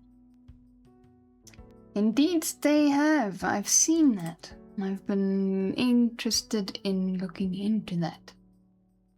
But yeah, I like that they are doing more for the mods in our communities. I think it's cool. Alrighty, so now we can choose. Are we gonna raid the person who raided us? Are we gonna raid somebody who's playing Hightail? Or are we gonna raid somebody who's playing Hollow Knight?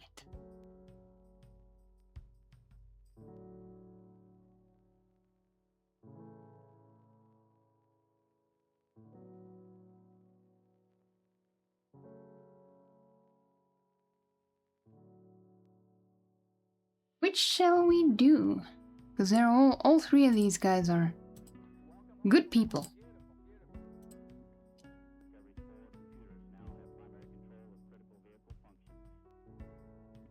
Sente is doing Hollow Knight Silk Song. The next one for me.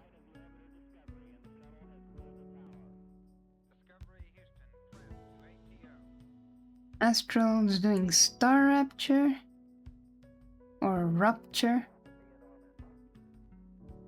It's kinda like a building game as well.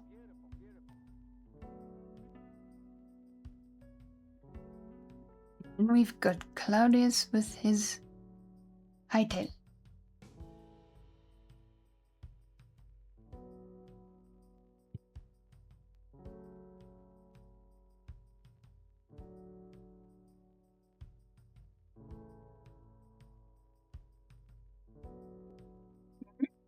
No votes, no recommendations.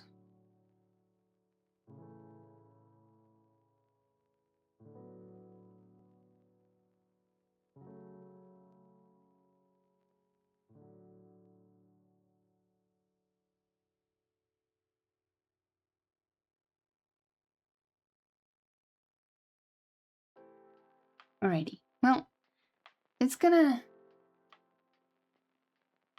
we'll do Astral another day. If he's live when I'm finishing like he is now. Because he's only been going now for 53 minutes. But I think we'll save him for a raid for next time. Alright, so we'll disqualify him because he raided me. Now it's only Silk Song and Hightail.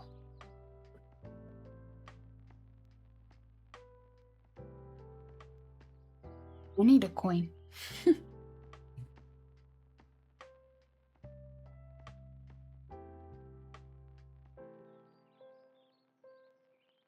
I don't have any coins. I need to do the coin flip. Well, we'll go with this then. Yeah, it's got a white back end and a yellow front end. You guys can't see so well, but there we go. So let's say yellow is Hightail and white is Silk Song. Let's do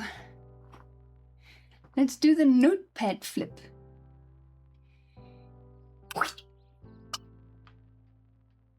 What did I say is white?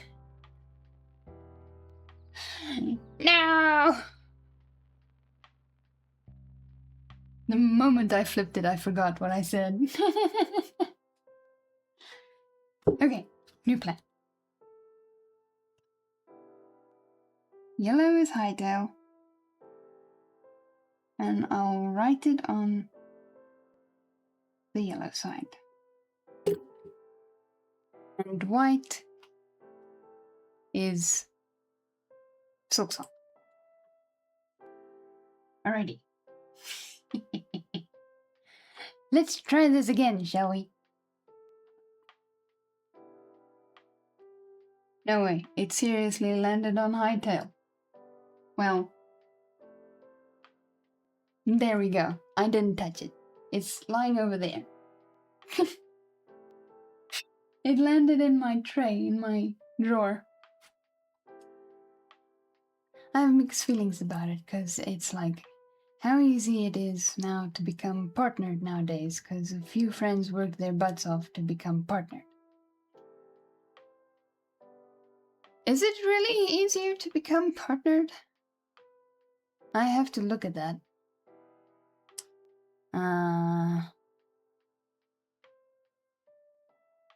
Because I know you still have to reach a certain amount. It's one that you still have to really work for. It's not partner. Partner is not that easy. But affiliate.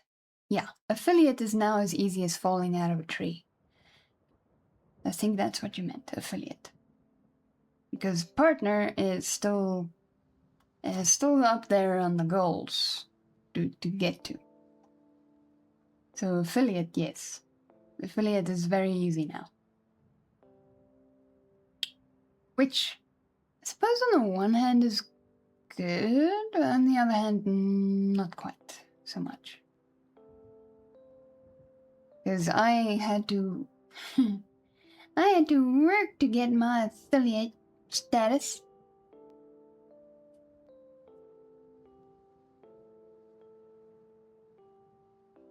It's hard in the past, yeah. Yeah, I'm betting getting a partner might be a little bit easier now, but I still wouldn't call it really all that easy. Because you still need a high number of live views in, you know, for a certain amount of days back to back. Consistently. That is hard. That is very hard. For some it's easy peasy, but for many like me, I will never reach those levels, and I don't think I ever want to. Don't want so many people to the point where I won't be able to read chat and have one-on-one conversations with a viewer.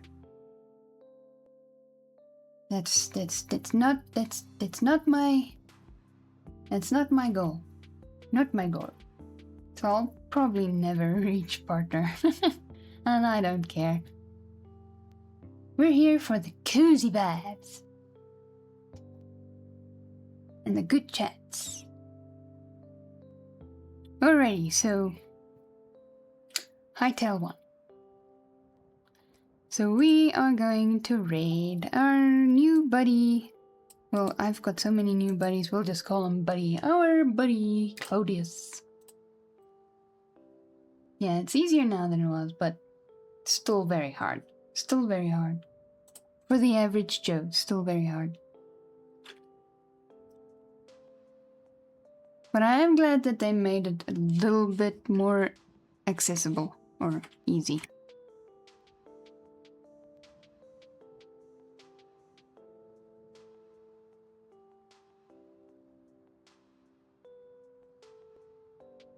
Alrighty, there is the shouty for Sir Claudius Tyro. Let us go and give him raid.